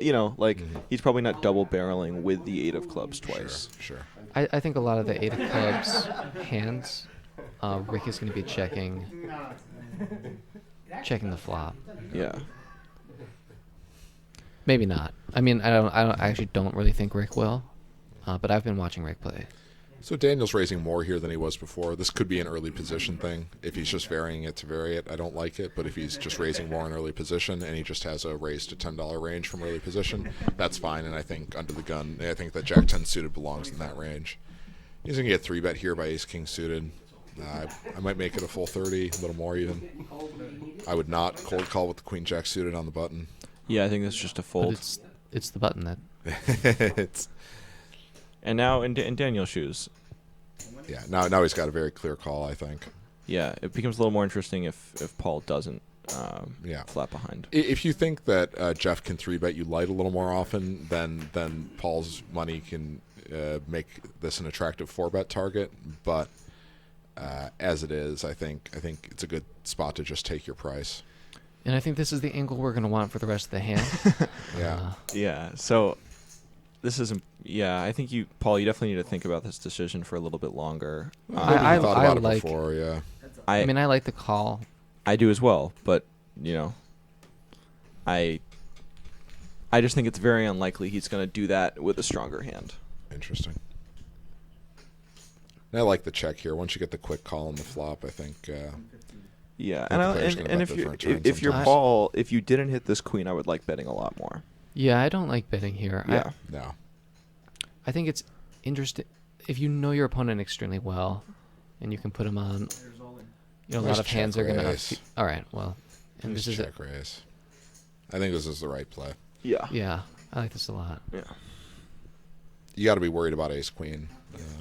It's a possible cold calling hand that now beats you. But Yeah. But I think you know, the quick call, it can be a draw sometimes. Yeah, well played So- by Jeff, because I think, you know, if Paul has a worse ace, he's probably playing it this way. Yeah. And then sometimes he plays his flushes this way. So I think way to get max value here with ace king. Yeah, thing and is- it's not obvious that, you know, stacking off with one pair at this depth in a no limit hold'em game, not something you should always do. But I think this is a spot to go for it with the one pair. This is as one pair hands go. This is very, very strong.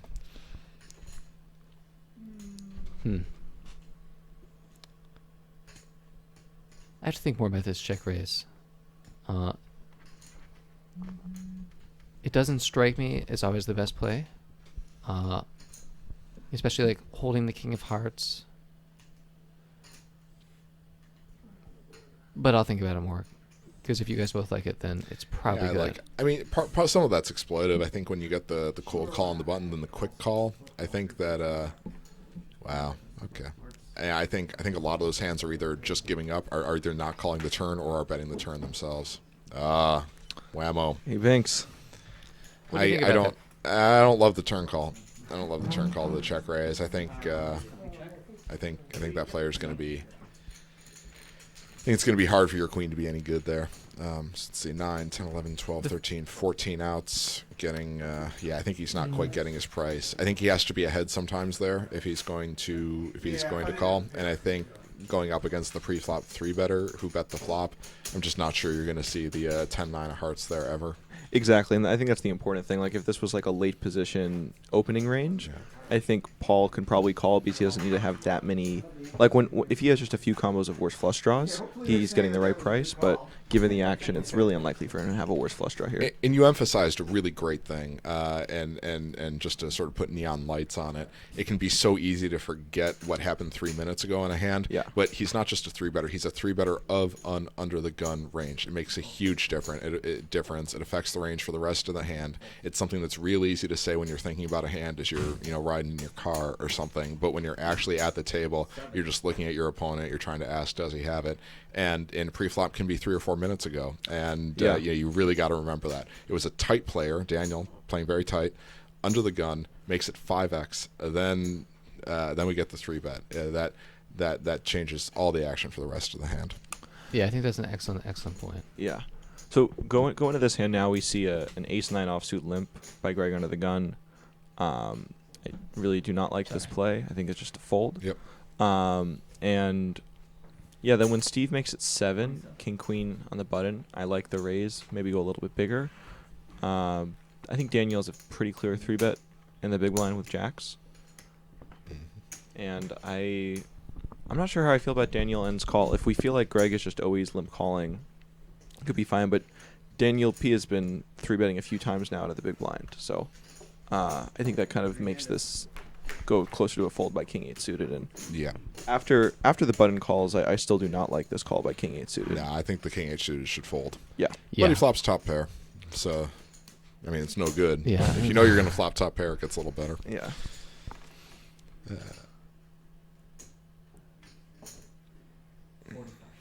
And here's a spot where people sometimes think that everybody else knows that they have an overpair, but I think this is a good standard flop bet. It's something where you see people get tricky sometimes. They worry that they can't get any action from worse hands. But A, they can get action from some worse hands, and B, oh no. Oh. Well, so he's trying to represent a draw, so he's trying to get... Boy, I think it's going to be hard for him to get called here by any worse hands. Or is he does he have a set blocker and he's bluff? I don't know how he's thinking about this. There are all those draws up there. I think this is. I love that he considered it. I think Daniel deserves a lot of praise for considering the raise. I think calling is a bit rough here. Maybe you have to, but like calling does not put you in a good situation. Daniel's range is going to be pretty strong, especially if you're inferring that he's a little bit tighter than average based on his play so far. This is just a really bad candidate, I think, as a value bet or as a bluff, though. Well, the king gives you some out. Well, I mean, you already have a pair, so you're gonna have 5 outs anyway. Yeah. I think, you go call pre-flop. Your hand looks like a draw, I think. So Daniel does have the heart blocker. That might make it a little bit harder for him to call. I think eventually he's gonna call this hand. Boy, this is a big bet. Yeah, I mean, it's certainly not a trivial spot for Daniel, and I can't fault him for folding here. Yeah. You know, if you think your opponent's got it, yeah, that's, boy. Especially if maybe he would call if he didn't have a heart. I think there are so many draws up there, and it's just, a player like Daniel, if you were to just walk up to me and ask, like, hey, Daniel flops a set in a 3-bet pot, is he gonna make a check raise for overbet? Is that how he's gonna do it? I just don't know. I don't know. I think I would have had to see it there. A lot of draws up there, and Daniel's been a little bit splashy. I really respect Daniel's ability to fold that hand, and from a theory point of view, it might have been correct, but in practice, I don't think I make that fold. That said, if he was going to call, if he didn't have a heart, then he would have picked, Daniel would have picked the other Daniel off, certainly enough.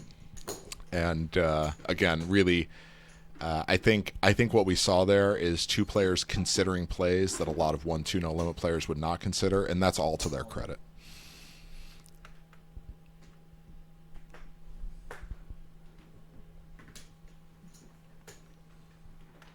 Heads up.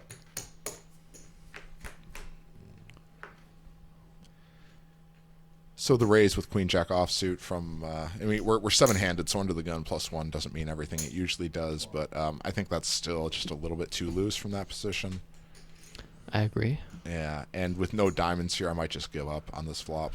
There will be a lot of other hands. So look, like that's you see that inhalation. That's something I would perceive as strength there. It's you could see him inhale, sort of puff his chest up a little bit. It's if he's not doing it aggressively, it can often be a reaction to the excitement of having something. So what do you think about double barreling with this? Well, once you bet, if you bet the flop when you turn the 9, I'm not sure you should slow down. That said, there are now so many other draws, so if you're barreling like all your draws, then you're letting your opponent just pick you off with a lot of hands. And if you're opening Queen Jack off and whatever the low jack, you have too many bluffs here. Wow, I think I would just call here instead of raise. It's the river's going to be tough to play with this one pair hand. That said, if you think your opponent has a lot of draws and will fold them, it's pretty exploitative though, because if your opponent is then capable of 3-betting his better draws, you really can't call a 3-bet there, and you had a perfectly great kind of bluff catching candidate. Yeah, sure, I agree. If you want to, if you're sort of setting your price against a hand like Ace King and trying to make it difficult for draws to lead big on the river, I think that thinking makes sense. I just think that a lot of those hands that you're trying to sort of set your price against could turn around and 3-bet you there.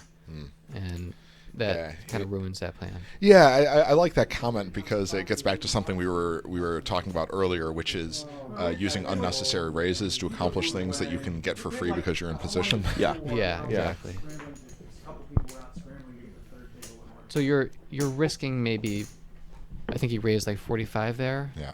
To maybe save 15, trying to bluff catch the river if he bets 60. And if you're against an opponent who overbets a lot, but doesn't 3-bet the flop, which that's a rare opponent. Yeah. But against that opponent very specifically, I think maybe you are saving enough. Yeah. But I just think generally you're only maybe saving a few dollars off of that bet, and you're opening yourself up to folding a lot of equity. Yeah. All right, so we have, I believe, a limp from Daniel in the cutoff. I'd rather see a raise. Yeah, I don't mind the complete by Greg in the small blind. Every once in a while, And Rick, who needs a comma in his stack size, he's running so well.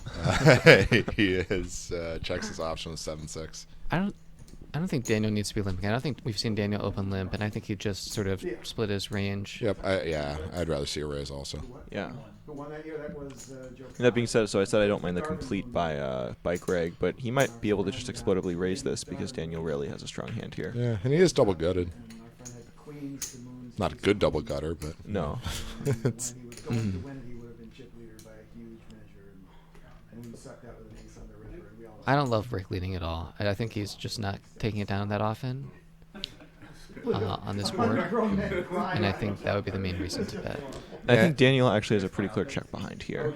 I don't like the bet. I think it's hard to get value from worse, and on the off chance you're kind of behind now, you just picked up some equity. Oh, it's interesting. I think I like this bet because once Rick bets flop, checks turn, I think that he rarely has a jack. I think when Rick when the small blind overcalls the flop, then a lot of those hands will not be better than 10-9 here, and a lot of hands with pairs also have draws of some sort, and I think that's a good protection / value bet. I think 10-9 offsuit is good there more often than a lot of players think, and I think betting, given that, is accomplishes a lot. It's a little bit thin, but I think I like that bet. Yeah, I like it too, and the reason I like it is that even though it's thin, I just think on those boards we're not getting raised very much as a bluff. Sure. So I think a lot of the pair plus draw hands, like a hand like 7-6, 7-4 are two hands that could turn around and bluff there. Sure. And And we can represent two pair perfectly well. It's not like Yeah. our range is very capped. No, I don't think so at all, and I think neither is Daniel's for that matter, but I think Daniel could be betting a lot wider, and if we know he's betting a lot wider, like if we saw a showdown of that hand, then I think in the future it might make more sense as a check if you think your opponents are going to adjust well and start raising you more light. We worked together for 25 years. And Greg, he's limping some of his buttons.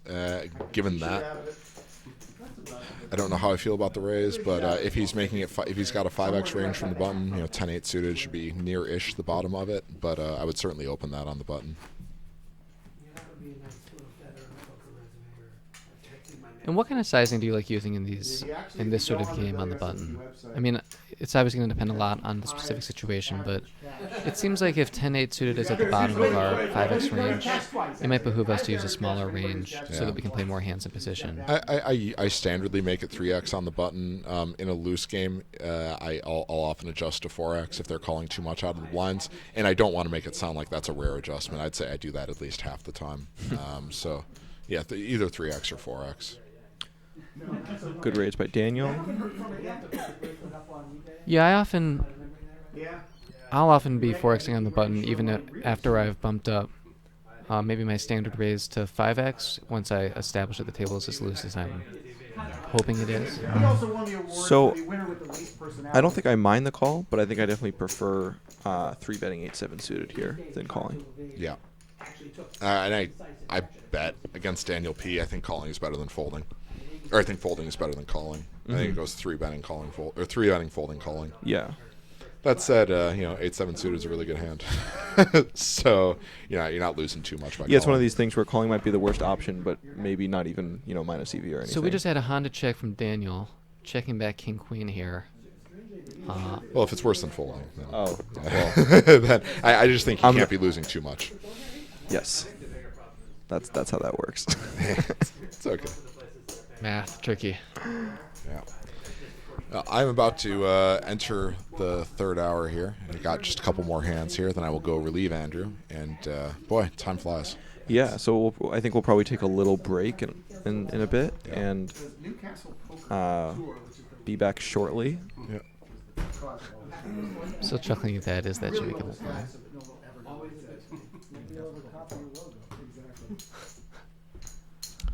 Another shout out to Ron, our excellent dealer. He's keeping the game moving. Yeah.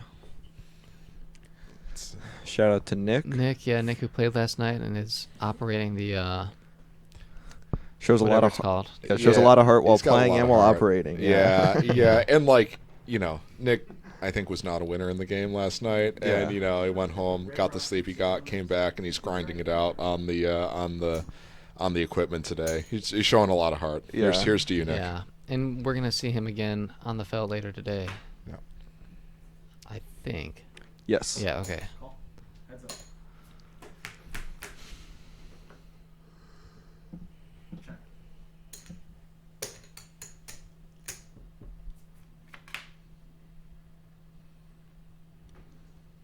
Well-timed check from Jeff. 11. I think that's a good check behind. King 9 suited is way down in your range here. Or King 9 offsuit is way down in your range here. Ooh. It's hard for King 9 to get half the pot after that flop against 9-7. And I think 65. Okay, so we have an overbet here. So Steve is thinking that Jeff really never has a 10 or a 7 or a pair higher than 7s. wow. And I think that's a good it's observation. Good. He's got, the 9 blocker helps a little bit. Doesn't have pocket 9s. Less likely to. But more than that, it's just the betting action showing that he has ace high or nothing. And, it's good. Take the pot for yourself. He's got a quad blocker. Yep. Maybe not the right quad blocker. Yep. Although the right one The other quad blocker Yeah. is the quads is itself. the Yeah. quad. Yeah. Well, I meant the other 7.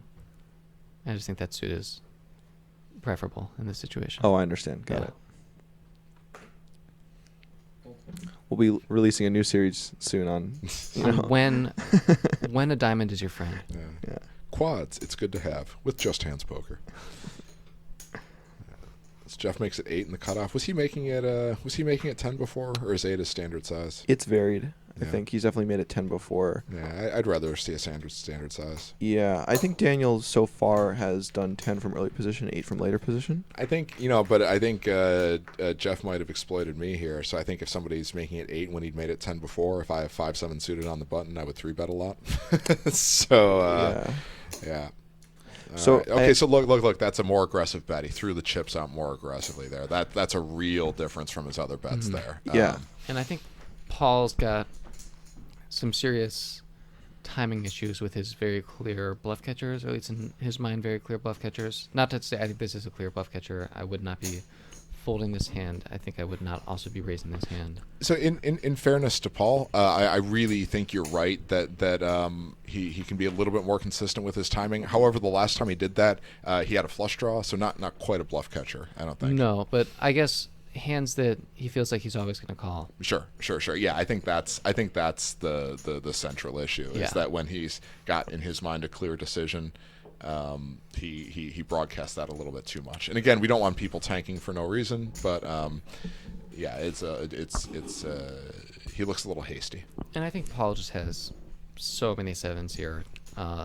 Jeff can fold and be pretty happy. Or maybe Paul turns a pair into a bluff. Jeff's Jeff is already just not beating seen anything. Paul play draws passively, so I think we can, pretty easily include 9-7, 8-7. And just getting back to this hand, I think against the way Paul's been playing, just calling all these hands in late position, which I'm sure Jeff is noticing on some level, I think Jeff has a pretty trivial check call on the flop. I really don't like betting out.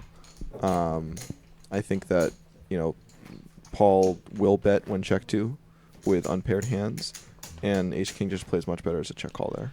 I'm not sure. I really like that comment. I wouldn't hate a check fold though, because if he's calling a lot of hands and if he's going to keep up the aggression, like if he's a one and done bluffer, then check calling is great. But with a hand that will have a hard time improving, and that might not be ahead even if it does improve, and there are 3 cards out there. Your opponent could have paired any of them. That if he's going to over bluff the flop, then sure, check call. And if he's going to be one and done a lot, then sure, check call. But I would not hate a check fold, and that's a good disciplined play in a lot of cases. Players do not like to check fold Ace King on low boards. Yeah, so I'd rather raise than call here with the King Jack, but we've talked about these pre-flop spots a lot. Looks like Greg straddled this hand. I think he limped under the gun. Oh, okay. Yes. The battle of the deuces here. I think I would bet the King Jack when it goes check to me. You have 2 very wide ranges, and you have a gutter.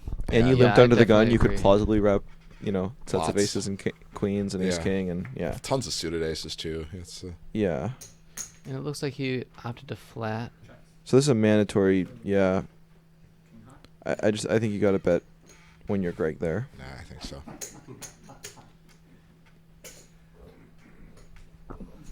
All right, so I will go down, and whether or not we have the break, it is my turn to floor. So thanks to everybody who's chatting. Thank you very much, Jack and Zach, and I am out for the next hour.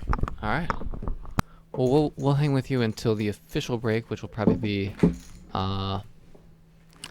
preceded shortly by Nate's arrival downstairs. Yeah. So we got some deep stacks on the table now.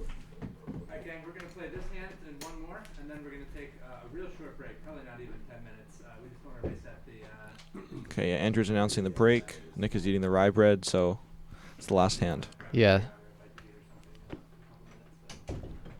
But I hope you Okay, guys... Paul. Yeah. Queens. Take a look at him. Looks pleased. Yeah, looks comfortable.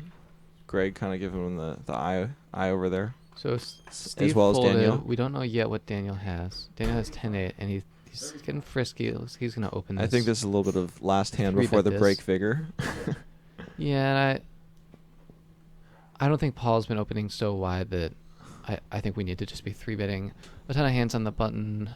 10-8 offsuit just seems not quite good enough. If Daniel's picking up some sort of physical read, he would be wrong. That'd be one justification. Well, maybe he's picking up a read on... I mean, Daniel's been playing a lot of hands. He's been playing pretty aggressively, so maybe he's picking up the read on Daniel. I'm talking about Daniel's 3-bet, not this 4-bet. Yeah. This 4-bet I actually like a lot better. I really like this 4-bet, yeah. Now Paul's just like, really, man? The last hand? You got my queens beat? And this is not an easy spot for Paul. I don't think Paul will fold. I think calling here is reasonable. I think... Oh, wow. And I don't think folding is terrible to a cold 4-bet, and you don't have position. No. He does have position. I think. No. He doesn't have position if Daniel continues. Oh, if Daniel continues, yeah. I see. But I think having position on the 4-better up against Daniel P, who I think I would be perceiving as fairly active at this point in the session. Yeah, he's been tight. I think like maybe half the hands he's played have been like 3 bets, you know. Yeah. Or maybe not that, but he's 3-bet a good deal. I also don't think he took very long to think about 3-betting there, which is consistent with the tell we've been documenting. Being Daniel likes to sort of tank a little bit before putting in a 3-bet with his value 3-bets. Yeah, and I think most people are like that as well. Yeah, but that tank was not really there. Yeah. All right, so Daniel N raising the cutoff. Daniel P on the button, I think, is definitely going to call. Greg calls, I think, a little bit too loose. Yeah, and I could understand why Daniel P opted to just call here. But I think 10-9 suit's a great hand to 3-bet against Daniel, who's been playing a lot of hands, raising a lot of hands, and I think I would just...